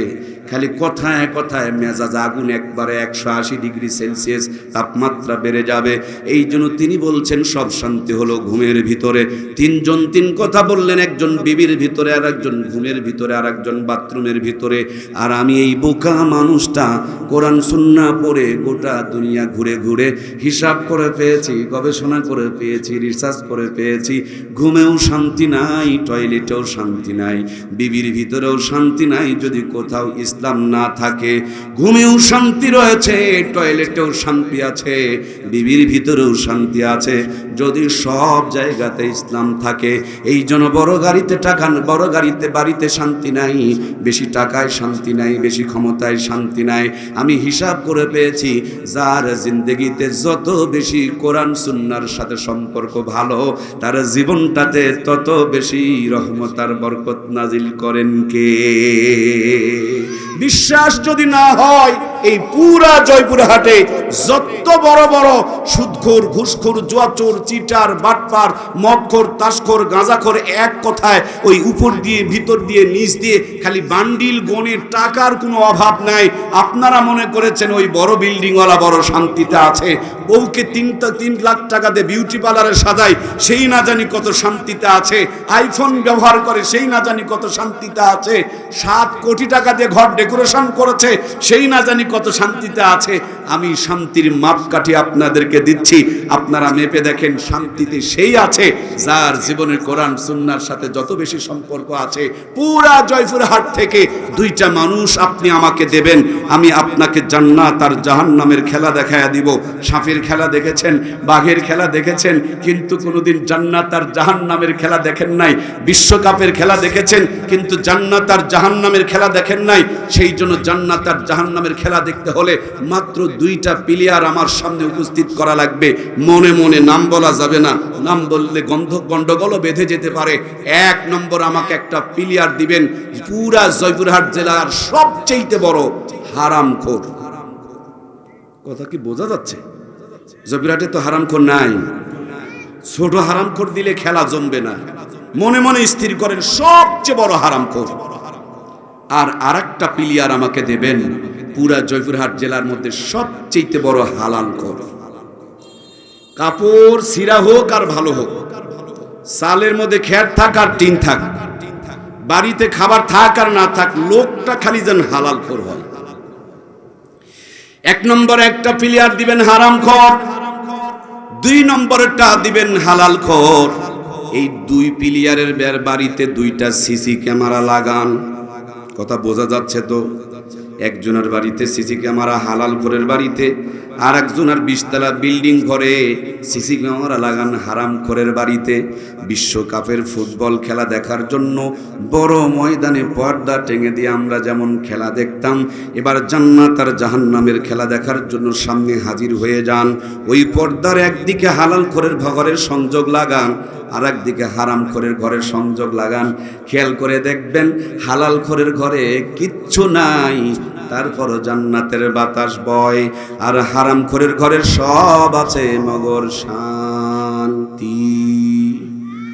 হালালখোর লোকটা ছোট্ট একটা গ্রামেও যদি ইমামতি করে, 30 দিন 30 বাড়িতে 30 রকম হাতে আর 30 রকম স্বাদে যদি জয়পুরহাট শহরের ভিতরে ইমামতি করে আর মানুষের বাড়িতে বাড়িতে যদি খাবারের পালি পড়ে, খেয়াল করে দেখবেন আল্লাহর বান্দার খাবারের কোনো অভাব নাই।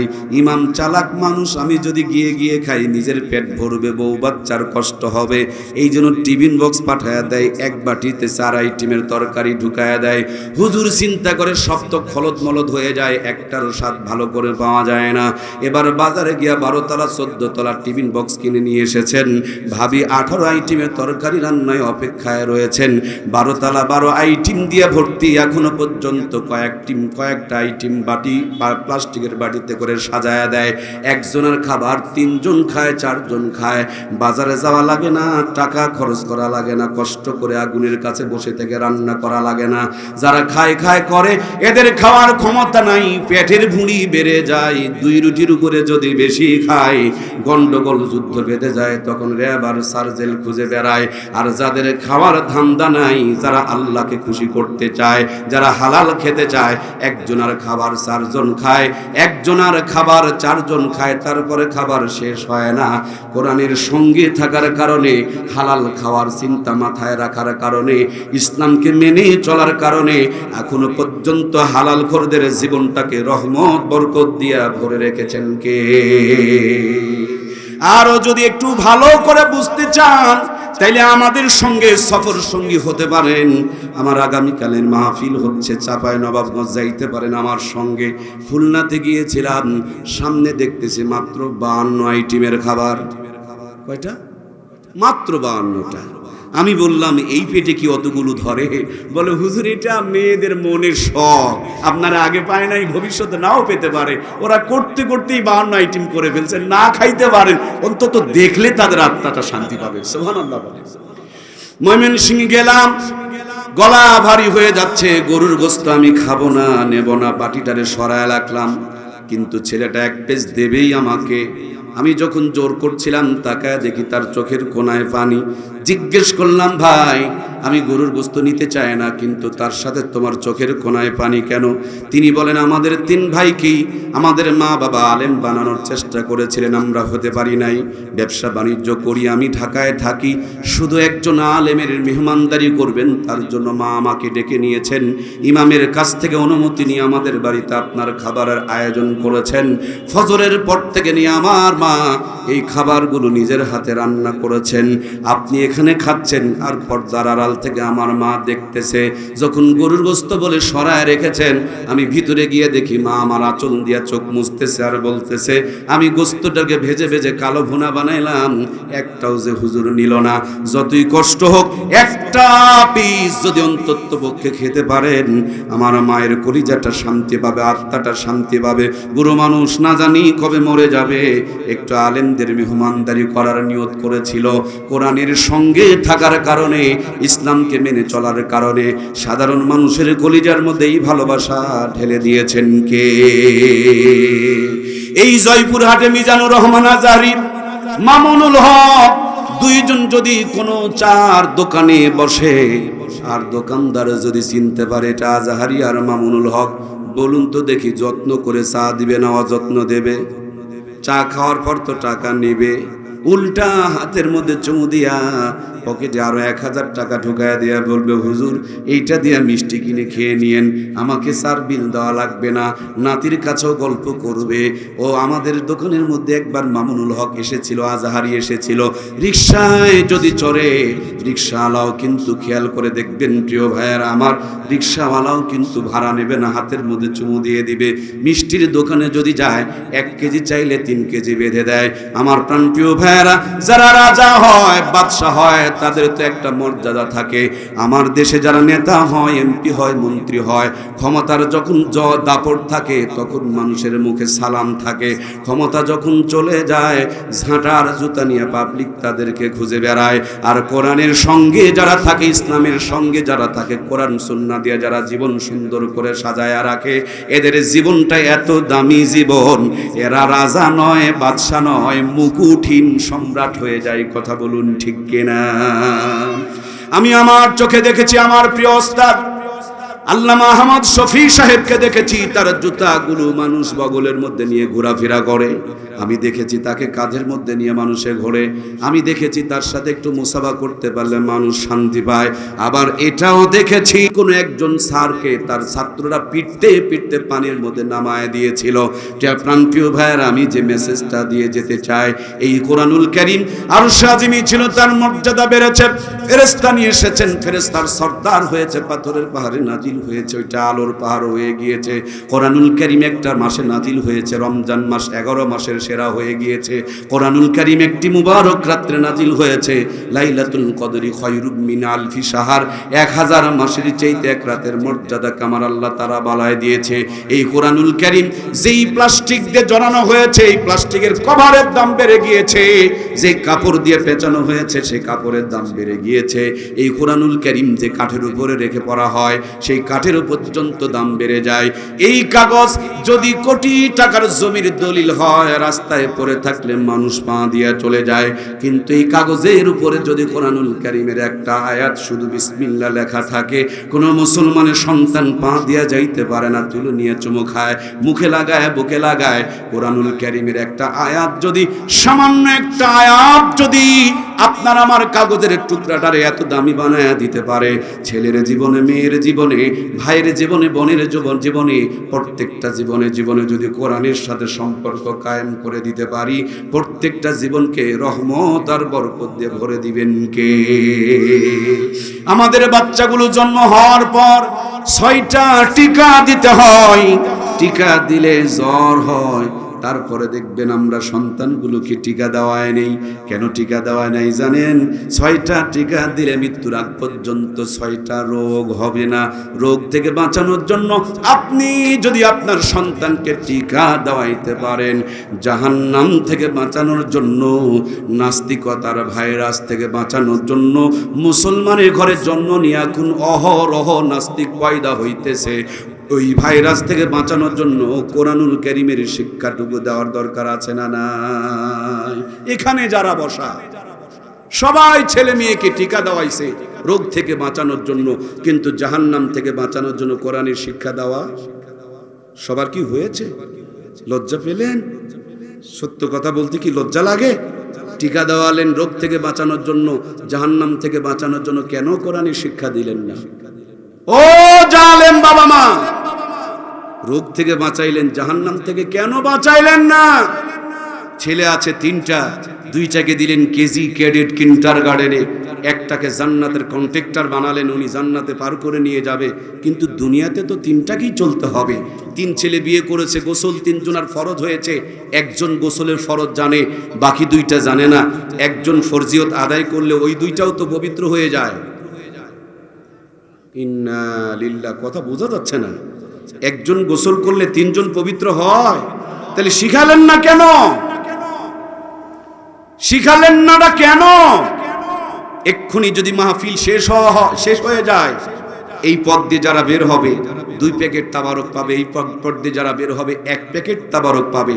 কোন পাবলিক 1 প্যাকেটের লাইনে যাবে না, সব 2 প্যাকেটের লাইনে যাবে। আমি নিজেও যাব, ডবল পেতে সিঙ্গেল লাইনে যাব কেন রে ভাই? ও তাবারক খাওয়া বুঝলেন? স্কুলে দিলে যে শুধু দুনিয়া পায়, মাদ্রাসায় দিলে দুনিয়াও পায়, আখিরাতও পায়। স্কুলে দিলে পারে শুধু দিনে পায়, মাদ্রাসায় দিলে দিনেও পায়, রাতেও পায়। তাবারকের বেলায় 2 প্যাকেটের লাইনে আর দুনিয়া আখিরাত বাদ দিয়ে 1 লাইনে চলে গেলেন। আপনার এই বাটপাড়ি চিন্তা ভাবনা তো আল্লাহ বুঝবে না। কথা এখন তো বলবেন না, আমি তো জানি। খুবই কষ্ট হলো না? কি অবস্থাটা আমাদের! এই জন্য প্রিয় ভাইরা, যা বানাবেন বানান, আগে সন্তানগুলোকে ইমানদার বানাতে হবে। কথা কি বোঝা যায়?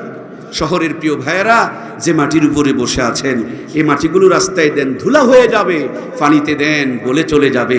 কিন্তু এই মাটিকে সুন্দর করে খামিরা বানায়া, ইটের একটা ফার্মায় ঢুকায়া, রোদের মধ্যে কয়েকটা দিন শুকায়া, লিমিটেড টেম্পারেচার মেনটেন করে যখন তাপ দেওয়া হবে, আগে ছিল মাটি, ভাটার থেকে বের করলে হয়ে যাবে খাঁটি। আগে পানি পেলে গলে যেত, ভাটার থেকে বের করার পর পানি পেলে গলে যায় না, বরঞ্চ আরো শক্ত হয়। কথা বলুন ঠিক কিনা? এই মাটি সেই মাটি, আগে পানি পেলে গলে যায়, কিন্তু ভাটার থেকে বের করার পর পানি পেলে আরো মজবুত হয়, আরো শক্ত হয়। আল্লাহ নবী বলেছেন কিয়ামতের পূর্বে এমন একটা সময় আসবে, সকালবেলা মানুষ বাড়ির থেকে ঈমান নিয়ে বের হবে, সন্ধ্যাবেলা বেঈমান হয়ে ফিরবে। হাতের মধ্যে জ্বলন্ত আগুনের টুকরা নিয়ে থাকা সহজ হবে, তার চাইতে বেশি ঈমানের উপরে টিকে থাকা মুশকিল হয়ে যাবে। সুতরাং বন্ধুরে, বিল্ডিং বানানোর আগে ইট বানানো বুঝলেন, রাস্তা বানানোর আগে ইট বানানো বুঝলেন, ব্রিজ বানানোর আগে ইট বানানো বুঝলেন, কিন্তু ডাক্তার বানানোর আগে ইমানদার বানানো কেন বুঝলেন না? মাস্টার বানানোর আগে ইমানদার বানাতে হবে, এইটা কেন বুঝলেন না? ইঞ্জিনিয়ার বানানোর আগে ইমানদার বানাতে হবে, এইটা কেন বুঝলেন না? এইটা যদি বুঝতাম, ডাক্তার, মাস্টার, ইঞ্জিনিয়ার, এমপি, মন্ত্রী বানানোর আগে মুসলমানের সন্তানগুলোকে যদি আমরা আগে ইমানদার বানায় নিতে পারতাম, সোনার বাংলাতে এত দুর্নীতি খুঁজে পাওয়া যেত না। কথা বলুন ঠিক কিনা? এই জন্য প্রাণপ্রিয় ভাইয়েরা আমার, মূল মেসেজটা আপনাদের সামনে যেটা আমি তুলে ধরতে চাই, আমাদের সন্তানগুলোকে কোরআন সুন্নাহর ফার্মায় ঢুকাইতে হবে। এই ফার্মাগুলো দেখুন, ডানের দিকে আপনাদের তাকায় দেখেন, বামের দিকে তাকায় দেখেন, এটা কোনো স্কুল নয়, কিন্তু অলের মধ্যে তাকায় দেখেন ঝোলানো আছে ইংরেজি লেখা, ঝোলানো আছে অঙ্ক লেখা, ঝোলানো আছে বাংলা লেখা। তার মানে এই লেখার সাথে মিলায়া দেখেন, স্কুলের বাচ্চারা এত সুন্দর করে ইংরেজি লিখতে পারবে না, অঙ্ক লিখতে পারবে না, বাংলা লিখতে পারবে না, অথচ এইটা কিন্তু একটা মাদ্রাসা। তার মানে এখানে বাংলাও শেখায়, ইংরেজিও শেখায়, অঙ্ক শেখায়, ইতিহাস শেখায়, ভূগোলও শেখায়, দুনিয়ারটা তো শেখায়, সাথে আবার আখিরাতেরটাও শেখায়। বাবা যদি মরে যায় জানাজা পড়াতে পারবে, মা যদি মরে যায় গোসলটা দেওয়াইতে পারবে, ইমাম যদি না আসে জুমার নামাজটা পড়াইতে পারবে। জিন্দেগিতে চলার জন্য যেই পরিমাণ কোরআন সুন্নাহর জ্ঞানের দরকার, সেই পরিমাণ জ্ঞান অর্জন করবে। 3 বছর পড়ানোর পর আপনি যদি আপনার সন্তানকে বাজলা স্কুলে ভর্তি করতে পারেন, নো প্রবলেম, নো প্রবলেম মহতারাম। খালি ইটটা বানায় নাও, তারপরে ব্রিজ বানাবা বানাও, রাস্তা বানাবা বানাও, বিল্ডিং বানাবা বানাও, ডাক্তার বানাবা বানাও, মাস্টার বানাবা বানাও, ইঞ্জিনিয়ার বানাবা বানাও, কোনো প্রবলেম নাই। কিন্তু ডাক্তার, মাস্টার, ইঞ্জিনিয়ার যদি ইমানদার না বানানোর আগেই বানানো হয়, বানাবেন ডাক্তার, হয়ে যাবে বাটপার। কথা বুঝে যাচ্ছে না? না হলে কালকে সদর হাসপাতালে যাবেন, গিয়ে দেখবেন আমাদের ডাক্তারেরা চোখে দেখে না, কানে শোনে না, কলমে লেখে না। বৈকাল বেলা আবার প্রাইভেট ক্লিনিকে বসবেন, 500 টাকা খালি ভিজিট দিয়েই দেখেন আব্বা আব্বা কয়বার ডাকে। কথা কি ভুল হইল? কপালে হাত দিলে যদি অনেক তাপ হয় তাহলে কি হইছে ভাই? জ্বর। নাকে যদি পানি পড়ে তাহলে কি হইছে ভাই? সর্দি। এই বেচারি 26-30 বছর পড়ছে কিন্তু কিচ্ছু বোঝে না পরীক্ষা না করা পর্যন্ত। তাহলে ডাক্তার মহোদয়, এটা আপনার অযোগ্যতা, এই পরীক্ষার ভিজিট এটা আপনি দিবেন, আমাদের কেন ঘাড়ে চাপায়া দিচ্ছেন? কথা বলছেন না কেন? এখন পরীক্ষা লাগবে 3টা, পরীক্ষা দিছে 13টা। কথা ভুল হইল মনে হয়। এরপরে ঔষধ 3টা লেখলেই চলে, ঔষধ লেখছে 15টা। বিশ্বাস যদি না হয় প্রিয় ভাইয়েরা, কলম দিছে কোম্পানি, কি কি লিখবেন রেকর্ডিং হয়ে থাকবে। এতিমের মতন গেটের মধ্যে দেখবেন ঔষধ কোম্পানির লোকগুলো দাঁড়িয়ে থাকে, ছবি তুলে তুলে মিলায় দেখে আমার কিনা গোলাম, আমার গোলামি করছে কিনা। কথা বলুন ঠিক কিনা? আমরা চেয়েছিলাম ডাক্তার, কিন্তু জাতির সাথে কেন তারা করতেছে বাটপারি? মূল কারণ হলো ডাক্তার দোষী নয়, দোষী হলো ডাক্তারের বাপ আর মা, নানা আর নানি, দাদা আর দাদি। এইটারে ডাক্তার বানানোর আগে যদি ইমানদার বানাইতে পারত, গরিব মানুষ গ্রাম থেকে তার কাছে এসেছে, ইনসাফের সাথে তার সাথে চিকিৎসা করত, 2টা হলেই 2টা লিখত, 3টা হলেই 3টা লিখত, পরীক্ষা যেটা লাগতো সেটাই দিত। এইভাবে জাতির সাথে আর তারা বাটপারি করতো না। অনেক ভালো ডাক্তার আছে, কিন্তু দয়া করে বলুন তো, ভালো ডাক্তার বেশি না বাটপার বেশি? চেয়েছিলাম ডাক্তার, কেন হচ্ছে বাটপার? এর পিছনে মূল কারণ হলো তাদেরকে ডাক্তার বানানোর আগে ইমানদার বানানোর দরকার ছিল, সেই জায়গাতে ভুল হয়ে গিয়েছে। আমার দেশে বহু স্যার আছে স্কুলে পড়ায়, কিন্তু স্কুলে পড়ে বাচ্চাগুলো পাস করতে পারে না। স্যারের বাড়ির কোনাতে ছোট্ট ছোট্ট প্রাইভেট সেন্টার আর কোচিং সেন্টার আছে, আধা ঘন্টা করে বাচ্চাগুলো লেখাপড়া করে, তাইলেই পাস করে। মানে 5 ঘন্টা পরে বড় বিল্ডিংয়ে পাস করতে পারে না। মুরগি ঘোরাতে আধা ঘন্টা পড়লেই পাস করতে পারে। স্যারেরা মাফ করে দিবেন, আমাকে দয়া করে দোষ দিয়েন না। স্যারের মাথায় মাল আছে, সরকার ভেবে চিনতে তারা চাকরি দিয়েছে, কিন্তু এই মাল স্কুলে বের করে না, প্রাইভেট বাণিজ্য করার জন্য কুক্ষিগত করে রেখে দিয়েছে। মুসলমানের সন্তানেরা দয়া করে উত্তর দিয়ে সহযোগিতা করবেন। যেই স্যার স্কুলে তারে নারে পড়ায় আর প্রাইভেট বাণিজ্যের নিশায় এখান থেকে করে টাকা কামায়, বলুন তো দেখি স্যারের বেতনগুলো কি হালাল হতে পারে? হারাম টাকা দিয়ে সন্তানকে লেখাপড়া করাবে, সন্তান শিক্ষিত হয়ে বিদেশে চলে যাবে, বাপ মাকে বৃদ্ধাশ্রমে পচে পচে মরা লাগবে, এটা হারামের কুফল। হারাম টাকা দিয়ে বউকে শাড়ি কিনে দিবে, স্যারের কপালে কোনোদিন জুটবে না। স্যার যেদিন ঢাকায় যাবে সেদিন বাড়ির কাজকাম একটু কম থাকবে, ওই শাড়ি পরে রিক্সায় চড়ে পাবলিককে পোঁচ মেরে মেরে দেখাবে, মানে পাবলিকের হক আদায় করবে। এই জন্য বলতে চায় হারাম কোনোদিন আরামে রাখতে পারে। আমরা চেয়েছিলাম ইঞ্জিনিয়ার, এদেশের বহুত ইঞ্জিনিয়ার রড বিক্রি করে দেয় আর রডের পরিবর্তে বাঁশ ঢোকায়। বাঁশ ঢোকানেওয়ালা ইঞ্জিনিয়ার তো বাংলাদেশে নাই। কথা বলছেন না কেন গো? নাই। আমি ভালো ইঞ্জিনিয়ারকে ভালোই বলছি রে ভাই, চোরগুলোর কথা খালি বলতেছি, ভালো ইঞ্জিনিয়ারের বিরুদ্ধে আমি বলি নাই। আমরা চেয়েছিলাম ইঞ্জিনিয়ার, কিন্তু এরা কেমনে হয়ে গেল রড চোর?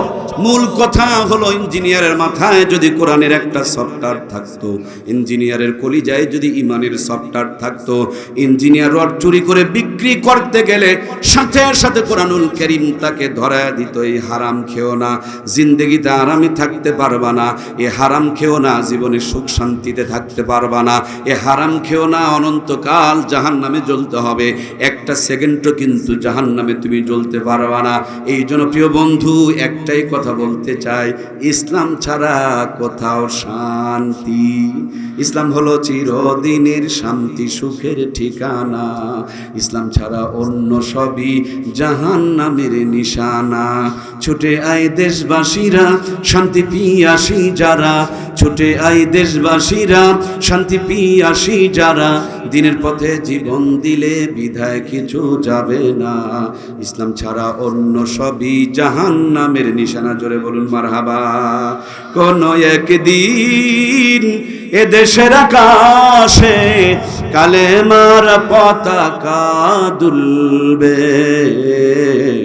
সেদিন সবাই খোদাই বিধান পেয়ে দুঃখ বেদনা ভুলবে, একাকিনী রমণী নির্জন পথে যাবে, কোনো জন কটু কথা কবে না, কোনো জন কোনোখানে সম্পদের মোহে খুনার রাহাজানি হবে না।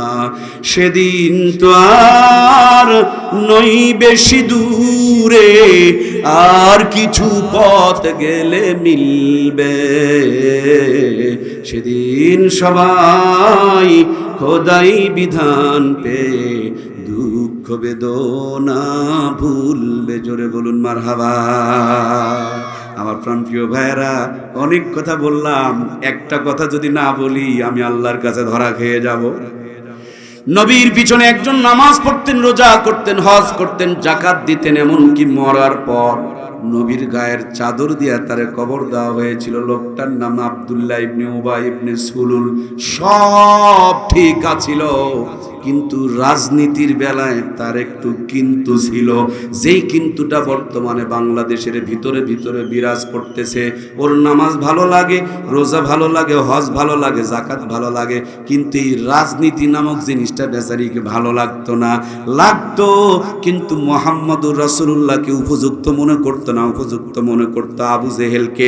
একটা জিনিস শুধু রাজনীতিকে অস্বীকার করার কারণে ওই লোকটা ছিল ওই জামানার মুনাফিকের লিডার, মুনাফিকের সর্দার। আপনাদের নামটা জানা আছে, আব্দুল্লাহ ইবনে উবাই ইবনে সুলুল। সে যদি ইসলামের রাজনীতি অপছন্দ করার কারণে ওই জামানার মুনাফিকের লিডার হয়ে থাকে, আপনাদের কথা বলে আপনাদেরকে ছোট করতে চায় না।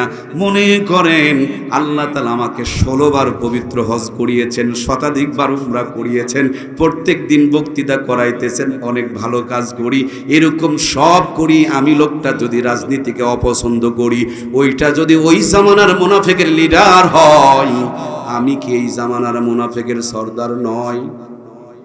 যারা যারা কথা বললেন না, ভিতরে কিন্তু বাবা শয়তান ভয় করেছে, ঠিক কিনা? আমি আমার দিকে তুলনা করেছি, আপনাদের দিয়ে তুলনা করি নাই। সুতরাং ইসলামের রাজনীতি মানার দরকার আছে না নাই? হাতে তাসবিহ পড়বেন, দানাগুলো কিয়ামতের দিন আপনার জন্য আল্লাহর কাছে সাক্ষ্য দেবে। আর সিল মারার সময় ইসলামের দিকে আঙ্গুল না নিয়া অন্যদিকে যদি মারেন, ওই সিল তো আর সাক্ষী দেওয়া পারবে না। কথা বলছেন না কেন? পারবে না। এবার মনে হয় একটু বেঁকা হয়ে গেল। আল্লাহ আমাদেরকে সোজা করে নেওয়ার তৌফিক দান করুক, বলুন আমিন। আল্লাহ আমাদের সঠিক বুঝ দান করুক, জোরে বলুন আমিন। শোনেন ও জাতি, একটা কথা পরিষ্কার করে বলতে চায়, মনে করেছেন মক্কা বিজয় হয়ে গেছে। না না, কেবল হুদায়বিয়ার সন্ধি হয়েছে, বিজয় কিন্তু সামনে অপেক্ষা করছে। যদি কোনো কারণবশত ভুল ডিসিশন হয়ে যায়, এক অন্ধকার 16-17 বছর কেটে গিয়েছে, সামনে যদি কোনো অন্ধকার আসে, কত বছর কাটবে আল্লাহ ভালো জানে। সুতরাং সঠিক সিদ্ধান্ত নিতে হবে। মুসলমানের হাত সবসময় কোরআনের পক্ষে থাকবে। কথা বলুন ঠিক কিনা? কে কে কোরআনের পক্ষে থাকতে চায়? দুইটা হাত তুলে দেখায়, লিল্লাহি তাকবীর। আল্লাহ আজীবন আমাদেরকে কোরআনের পক্ষে সাপোর্ট দেওয়ার তৌফিক দান করো, বলুন আমিন। প্রান্তীয় ভাইরা, আপনাদের খেদমতে আলোচনা করছিলাম, এক আল্লাহর বান্দা বলছিল বিবির মধ্যে শান্তি, বাড়ি আলীর মধ্যে শান্তি। কথা কি মনে আছে? আর একজন বলেছিলেন টয়লেটে শান্তি, আর একজন বলেছিলেন ঘুমের মধ্যে শান্তি। আর আমি বলেছিলাম না, ইসলামের মধ্যে শান্তি, ইসলামকে মেনে চলার মধ্যে শান্তি। আপনি যদি টয়লেটের কথা চিন্তা করেন, সেখানেও নবীর সুন্নত তরিকা আছে। জুতা স্যান্ডেল পায়ে রাখো, মাথাকে ঢেকে রাখো, বাম পা দিয়ে ঢোকো, ডান পা দিয়ে বের হও, ঢিলাকুলু ব্যবহার করো, পানি খরচ করো, আগে পরে দোয়া পড়ো, যতটুকু টাইম বাথরুমে থাকবা ডান পার উপরে একটু বেশি করে চাপ দিয়ে রাখো। আজকের আধুনিক স্বাস্থ্য বিজ্ঞান নবীর সুন্নতকে নিয়ে তারা রিসার্চ করছে। নবীজি জুতা স্যান্ডেল পায়ে রাখতে বললেন কেন? রিসার্চ করতে গিয়ে দেখে আমরা যে বাথরুম করি, পায়খানা করি, কিরমির ডিমগুলো বের হয়ে চলে আসে। খালি চোখে দেখা যায় না, অণুবীক্ষণ যন্ত্র দিয়ে দেখতে হয়। এগুলো সহজে মরে যায় না, আস্তে আস্তে করে প্যানের উপরে বসে থাকে। আপনি যখন খালি পায়ে যাবেন, পায়ের ভিতর দিয়ে আপনার রক্তের সাথে মিশে যাবে, আপনার শরীরটাকে অসুস্থ বানায় ফেলবে। এই জন্য আধুনিক স্বাস্থ্য বিজ্ঞান, বিশ্ব স্বাস্থ্য সংস্থা বলছে খালি জায়গায় বাথরুম করা যাবে না, খোলা জায়গায় বাথরুম করা যাবে না, বাথরুমে খালি পায়ে যাওয়া যাবে না। আজ থেকে 1500 বছর পূর্বে এই আধুনিক বিজ্ঞানের কথা মুহাম্মদুর রাসূলুল্লাহকে দিয়ে শিখিয়েছেন কে? সুতরাং সুন্নত তরিকায় যদি বাথরুম করেন, আপনার বাথরুমেও শান্তি হবে। সুন্নত তরিকায় যদি ঘুমাইতে যান, নবী বলেন এশার নামাজ পড়ার পর জলদি করে ঘুমিয়ে পড়ো। কেউ যদি এশার ফজর জামাতে আদায় করতে পারে, আল্লাহ তাকে সারা রাত নফল নামাজের সওয়াব দান করবেন। জোরে বলুন সুবহানাল্লাহ। 50 বছর আগে নানু আর দাদুরা কাজকাম সেরে নিত, এশার পর ঘুমিয়ে পড়তো, ফজরের আগে জাগ্রত হয়ে যেত, নামাজ পড়তো, কোরআন তেলাওয়াত করতো, জমিনে গিয়া হাল বাইতো, শরীরে সকালবেলার সোনালি রোদ রাখতো। ভিটামিন ডির ঘাটতি তাদের জীবনে থাকতো না। 18 সন্তান টনটনা জন্ম দিয়েছেন, পায়ে হেঁটে বগুড়া নওগাঁ চলে গিয়েছেন।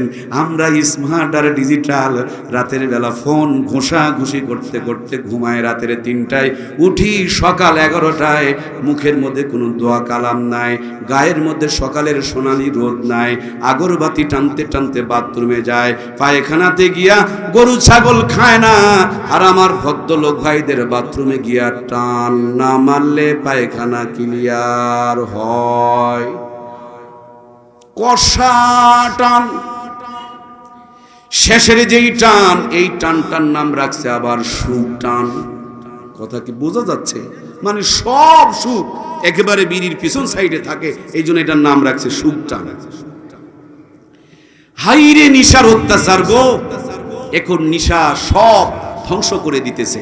এত নিশার ওয়াজ করলাম, জাতিকে নিশা ছাড়াইতে পারলাম না, এই জন্য এখন ওয়াজও চেঞ্জ করছি, নিশাখোরদের পক্ষে ওয়াজ করা শুরু করছি। ভাইও, বিড়ি সিগারেট মদ গাঁজা যখন খাবেন, খান খান, এনা বুঝে শুনেই খান। বিড়ি সিগারেট মদ গাঁজা নিশা মিশা খেলেও 3টা লাভ হয়। কয়টা? ওরা না হলে বলবে হুজুরটা স্বার্থপর, হুজুর খালি সবার ওয়াজ করলো, বিড়িখোর নিশাখোরদের ওয়াজটা বাদ রাখলো। নিশা টিশা খেলেও 3টা লাভ হয়। কয়টা ভাই? কয়টা? আরে আপনারা যারা খান না আপনাদের কথা বাদ, ওদেরও তো দুই একটা কথা বলা লাগবে, ওদেরও তো হক আছে। বেচারিরা যেহেতু খাবেই, খাই, এত ওয়াজ করে বন্ধ করা যায় নাই, সুতরাং ওদের পক্ষ নিয়ে দুটো কথা বলি না কেন। ওরা নিশা যারা খায় তাদেরকে বলতে চায়, বিড়ি সিগারেট মদ গাঁজা ভালো করে নিশা যারা খায়, খাওয়ার মতো যারা খায়, নিশা খেলেও তিনটা লাভ হয়। কয়টা ভাই? বর্তমানে কিছু চুরিধারী বেড়ে গিয়েছে। এক নম্বরে যেই লাভটা হয়, ওদের বাড়ি চুরি হওয়ার ভয় নাই। এখন নিশা করে রাখবো, তাদের কলার ঝোঁকাবার বলবে হুজুর আমাদের পক্ষের হুজুর পাইছি। দুই নম্বরে আর একটা লাভ হয়, সেদিন চাপাই থেকে মাহফিল করে আসতেছি, শান্তিনগর ঢুকবো, তাকায় দেখি নিম্নে হলেও 70টা কুকুর একসাথে গোল মিটিং করিচ্ছে। 70 কাছাকাছি, মোবাইলে ছবি তোলা আছে, আমি গুনছি মোটামুটি আর কি 70-এর কাছাকাছি। প্রিয় ভাইয়েরা আমার, শিয়াল এখন কুকুরের উপর আক্রমণ করে। এই জন্য কুকুরেরা বুঝেছে ঐক্যজোট করা লাগবে, একসাথে দল বেঁধে থাকা লাগবে। কিন্তু হিন্দুরা মুসলমানের মেয়েকে নিয়ে যায় ভাগায়া লাভ করতেছে, এইটা মুসলমান বোঝে না। বা আমাদের আবুল কাশেম ময়দানে মাঝে মাঝে অনুষ্ঠান হয়, হিন্দু বৌদ্ধ খ্রিস্টান ঐক্য পরিষদ, ওরা 3 ধর্মের লোক এক জায়গায় হয়ে আমাদেরকে বাঁশ দেয়। আর এই কপাল পোড়া এক ধর্মের লোক, এক ধর্মের এক নবীর উম্মত, এক আল্লাহর বান্দা, লম্বা টুপি খাটো টুপি, দল্লিন জরলিন, জোরে আমিন ধীরে আমিন, আওয়ামী লীগ বিএনপি জামাত জাতীয় পার্টি তাবলিগ পাবলিক, কত যে ফেরকা বের করেছে খালি বাঁশ খাওয়ার জন্য। আর ওরা এক জায়গাতে হয়েছে বাঁশ দেওয়ার জন্য। দুঃখে কলিজা ফেটে যায়। কুকুরে বুঝলো কিন্তু মুসলমান বোঝে। আল্লাহ তাবারক তাআলা বলেছেন, ওয়াতাসিমু বিহাবলিল্লাহি জামিয়া ওয়ালা তাফাররাকু, পরস্পর বিচ্ছিন্ন না হয়ে আমার রুজুকে শক্ত করে মজবুত করে ধরো। শিয়ালের আক্রমণ থেকে বাঁচার জন্য ওরা ঐক্যবদ্ধ হতে পারলো, কিন্তু জাতিকে বাঁচানোর জন্য, ইমানকে বাঁচানোর জন্য, দেশকে বাঁচানোর জন্য মুসলমান এখনো পর্যন্ত ঐক্যবদ্ধ হতে পারলো না।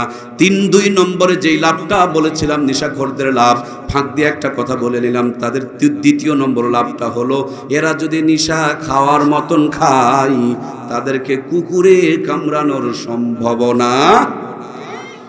তৃতীয় নম্বর লাভ, খেয়াল করে দেখেছি, নিশা যারা খাওয়ার মতন খায়, এদের বুড়া হয়ে মরার সম্ভাবনা নাই। এই জন্য বিড়ি বেশি করে খাবেন, সুখ টান মারবেন, বাথরুমে গিয়া উপরে ছাড়বেন আর নিচে পায়খানা করবেন, উপরে ছাড়বেন ফু আর নিচে পড়বে গু। আবার সার দোকানে গিয়া কইবেন নামাজ কি হল, নামাজ না পড়লে কি হলো, ইমান ভালো আছে। হুজুর দেখলে জোরে গেলে কইবেন দাওয়াত পাইছে, ধীরে দেখে হাঁটলে কইবেন হুজুর আজকে বেশি খাইছে। মাঝে মাঝে আবার সিমটি কেটে টিটকারি করে গান বলবেন, মনে বড় জ্বালারে পাঞ্জাবিওয়ালা, মানে মুসারু দেখে জ্বলে না, তাসারু দেখে জ্বলে না, গাঁজারু দেখে জ্বলে না, ওদের মন নাকি দাড়িওয়ালা টুপিওয়ালা পাঞ্জাবিওয়ালা দেখলে জ্বলে। এই জ্বলনটা জ্বলতো আবু জেহেলের, এই জ্বলন যারা জ্বলে বুঝতে হবে তারা ওই আবু জেহেলের দলে। কথা বলুন ঠিক কিনা? তাইলে বিড়িখোর ভাইদের কয়টা লাভ? 1 নম্বর বাড়ি চুরি হয় না, 2 নম্বরে কুকুরে কামড়ায় না। যেহেতু ওরাও কিছু আছে ভাই, মাইন্ড করিয়েন না, ওদেরও কিছু বলা লাগবে। 3 নম্বরে বুড়া হয়ে মরা লাগে না। এই কথা যদি আমি ভেঙে না দিয়ে যাই, কালকে আমার সকালবেলা মোবাইলে ফুঙাফুঙি শুরু করবে, এই নাহিদ সুলতান কাউসারি বাইরে থেকে নামাজ খুঁজবে, মোবাইল নাম্বার খুঁজবে যে ওই হুজুরটার দরকার, খুবই দরকার, মানে উনি মাসালা নিবে, বুঝতে পেরেছেন? এর জন্য আমাকেও তো একটু ঘুমাতে টুমাতে হবে, আর ওনাকেও একটু শান্তির থাকা লাগবে, এজন্য ভাঙেই দিই না, কি বলেন? 1 নম্বরে লাভ, বাড়ি চুরি হয় না। কথা কি বোঝা যাচ্ছে প্রিয় ভাইয়েরা? কষ্ট তো আবার হচ্ছে না তো ইনশাআল্লাহ? 1 নম্বরে লাভ, বাড়ি চুরি হয় না। আমার পার্সোনাল রিসার্চ, এটা পার্সোনাল গবেষণা, এটা বিড়ি সিগারেট মদ গাঁজা যারা খায়, আমি হিসাব করে দেখেছি দ্রুত তাদের হার্টের ভাল্বগুলো নষ্ট হয়ে যায়। রাতের বেলা ঘুমানো তাদের কপালে জোটে না, বিছানায় কাত হয়ে বিড়ি টানে আর খুকুর খুকুর করে কাশে, আর বলে যেই কাশে দাদা মরল ওই কাশ এসে আমাকে ধরলো। তার মানে রাতের বেলা ঘুম কপালে জোটে না, খালি বিড়ি টানে আর খক খক করে কাশে। চোর যদি চুরি করতে যায় আর বাড়ির মালিক যদি কাশাকাশি করে, রে ভাই বলুন তো দেখি তার কি আর চুরি করার চান্স আছে? জিন্দগিতে ওই পাড়া তার ঢুকবে না, অন্যদেরকে সতর্ক করে দিবে, যাস না রে যাস না, ওরা রাতের বেলা ঘুমায় না, খালি কাশে। 2 নম্বরের লাভটা হলো, আমার দেখা শোনা কথা বলছি, আমার পার্সোনাল গবেষণার কথা বলতেছে। আমার প্রাণপ্রিয় ভাইয়েরা, বিড়ি সিগারেট মদ গাঁজা যারা খাওয়ার মতন খায়, ওদের বেশি দিন দুই পায়ে হাঁটার ক্ষমতা নাই। আর একটা পায়ের দরকার পড়ে, যেটাকে বলা হয় লাঠি। এই লাঠি ঠোকা দিয়া রাস্তা দিয়ে হেঁটে যায়। কুকুরের কান বড় সজাগ, লাঠির যদি শব্দ পায় হাতের দিকে তাকায় দেখে সর্বনাশ একটা লাঠি। নিরাপদ দূরত্ব বজায় রাখার জন্য তাওই করে এমন একটা দূরত্ব বজায় রাখবে, ধারে কাছে ভিড়বে না, কামড় দেওয়ার চান্সও পাবে না।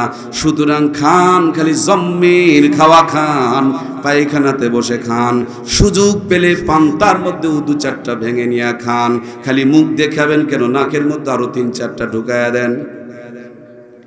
পাই কি গো, পাই কি? কুটিবাড়ি ব্রিজ চেনেন আপনারা? কুটিবাড়ি ব্রিজ, ধামরহাট থেকে নামাজ পড়ে আসতেছে এক বুড়া মানুষ চাচা, পুরা দাড়ি দুড়ি সব পেকে গিয়েছে, জখের মধ্যে দুধ বিক্রি করতে নিয়ে আসছে। দুধ বিক্রি করতেছে আর বিড়ি টানতেছে। মানে দুধ বিক্রি করা হলে আবারও 2 প্যাকেট কিনবে। কি আজব কারবার! 1 প্যাকেট বেনসন কি যেন দামি দামি সিগারেট বের হইছে, যেটাতে 5 কেজিও দুধ কিনে পাওয়া যাবে। জাতি দুধ বিক্রি করে আর নেশা খায়। আরে ইউটিউবে আমার নেশার উপরে বড় বয়ান আছে, 3 ঘন্টার বয়ান আছে, বলতে গেলে সব সময় নষ্ট হয়ে যাবে। প্রাণপ্রিয় ভাইয়েরা, 3 নম্বরের লাভটা বলেছিলাম। আমি বর্তমানে কিন্তু আদর্শপাড়া এলাকায় থাকি। একদিন ফজরের পর আমার মেজো ছেলেটারে নিয়ে বের হয়েছি। শীতের মধ্যে তাকায় দেখি এক মুরব্বী নয়, যুবক মানুষ থরথর করে কাঁপতেছে। আমি সামনে গেলাম, মনে করলাম কোনো সমস্যা হয়েছে। উনি খালি কাঁদতেছে আর বলতেছে, হুজুর দোয়া করবেন, দোয়া আমার জন্য দোয়া করবেন, আল্লাহ যেন আমারে মাফ করে দেয়। কয়েকদিন পর দেখলাম লোকটা নেশাখোর। একটু যখন সুস্থ হয়েছে আবার নেশার জন্য দৌড়াদৌড়ি করছে। এখনই জয়পুরহাটে গিয়ে দেখবেন হোটেলের সামনে কিছু মানুষ দাঁড়ায় আছে। এরা তরুতাজা মানুষ, কাজকর্ম করতে পারে, কিন্তু খালি এই মানুষের থেকে নেয় আর নেশা খায়। নেশা এত বড় সর্বনাশা, পঙ্গু করে ফেলছে জাতিকে। অনেকেই নীরব, এই টাকা গুনতেছে, সন্তানের টাকা গুনতেছে, অনেকে ইজ্জতের ভয়ে টাকাগুলো সাপ্লাই করতেছে। অনেক ফ্যামিলিতে বাপ মাকে জিম্মি করে টাকা আদায় করা হচ্ছে, পিস্তল ধরে যা টাকা আদায় করা হচ্ছে। জায়নামাজ থেকে লাথি মেরে ফেলে দেওয়া, পায়ের নিচের জায়নামাজ তুলে বিক্রি করে সেখান থেকে নিশা তারা কিনে খাচ্ছে। আমি অনেক জানাজার নামাজের সামিল হয়েছি, যাদের বয়স 25, 30, 35 বছর, শুধু নিশা খেতে খেতে জীবনটাকে তারা সর্বনাশ করে ফেলে দিয়েছে। যারা দ্রুত মরতে চান তারা বেশি বেশি করে নিশা খান। বেশি করে নিশা খেলে বুড়া হওয়ার আর চান্স নাই, যুবক বয়সেই দুনিয়ার থেকে চলে যেতে হয়। আল্লাহর কাছে প্রার্থনা জানাই, ওগো আল্লাহ, আমার জাতিকে সব ধরনের নিশার থেকে বাঁচায় দাও। জোরে বলুন আমিন। এই পৃথিবীতে যত অন্যায় হয়, বিশেষ করে বাংলাদেশে যত অন্যায় হয়, তার 90% কারণ হলো নিশার টাকা। টাকা না থাকলে, নিশা না খেলে মাথা হট হয়ে যায়, তখন 500 টাকা তুলে দিয়া বলে ওইটাকে খুন করে আয়। 500 টাকার বিনিময় নিশাখোরগুলো মানুষকে মেরে দেয়। কথা বলুন ঠিক কিনা? এজন্য প্রাণপ্রিয় ভাইয়ের, আমার ইসলামিক আদর্শ নৈতিকতা আপনার আমার ভিতরে সেটিং করতে হবে। আপনাদের খেদমতে আলোচনা করছিলাম, ঘুমের মধ্যে আল্লাহ রাব্বুল আলামিন শান্তি রেখেছেন। এশার ঘুম, ফজরের ঘুম সুন্দর করে যদি পারতে পারি। আজ আমাদের সমাজে মোবাইল চালাতে চালাতে চোখের নিচে কালো কালো দাগ পড়ে যাচ্ছে। ঘুমের ঘাটতির কারণে মাথার ব্রেন কমে যাচ্ছে, ঘুমের ঘাটতির কারণে মাথার চুল উঠে চলে যাচ্ছে, ঘুমের ঘাটতির কারণে আমরা অসুস্থ হয়ে যাচ্ছি, দুর্বল হয়ে যাচ্ছি। এই জন্য নবীজি সুন্দর করে ঘুম পাড়ার কিছু তরিকা বলে দিয়েছেন। তার উত্তম তরিকা হলো ডান হাত গালের নিচে দিয়া কাবার দিকে মুখ করে আপনাকে আমাকে ঘুমাতে হবে। ডান হাত কেন গালের নিচে দেবেন? আমার কাছে একটা মোবাইলের চার্জার আছে, আপনারা ইচ্ছে করলে আমার গাড়িতে আছে, আপনাদেরকে দেখাইতে পারবো। ওইটাতে পিন লাগায় দিতে হয় না, চার্জারের উপরে সুইচটা অন করে মোবাইল রাখলেই অটো চার্জ হয়ে যায়।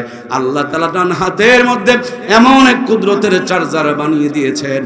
সারা রাত কাজকর্ম করে, সারাদিন কাজকর্ম করে শরীর থেকে যেই ঘাটতিটা হবে, ডান হাত যদি বান্দার গালের নিচে থাকে, এই বডিতেই কারেন্ট উৎপাদন হবে। শরীরের ঘাটতি পূরণ করে আল্লাহ চলার মতন এনার্জি দান করে দেবে। ডান কাত হয়ে যদি কোনো মানুষ ঘুমায়, মানুষের বাম দিকে হাত থাকে, আপনারা সবাই জানেন হাড়টার উপরে চাপ কমে যায়, হাড়টা সুন্দর করে পাঁচ করতে পারে, রক্তের সার্কুলেশন বেড়ে যায়। রক্তের সার্কুলেশন বেড়ে গেলে শরীর সুস্থ থাকে, রোগ প্রতিরোধ ক্ষমতা বেড়ে যায়। এই জন্য ডান কাত হয়ে ঘুমানোকে আমার নবী সুন্নত বানিয়ে দিয়েছেন। আমার নবী বলেছেন 3 জায়গায় ফাঁকা রেখো না, তার একটা জায়গা হলো স্বামী আর স্ত্রীর মাঝখানে। আল্লাহর কোরআনে আল্লাহ তাআলা বলেছেন হুন্না লিবাসুল্লাকুম ওয়া আনতুম লিবাসুল্লাহুন্না। পুরুষ হলো মহিলার জন্য পোশাক আর মহিলা হলো পুরুষের জন্য পোশাক।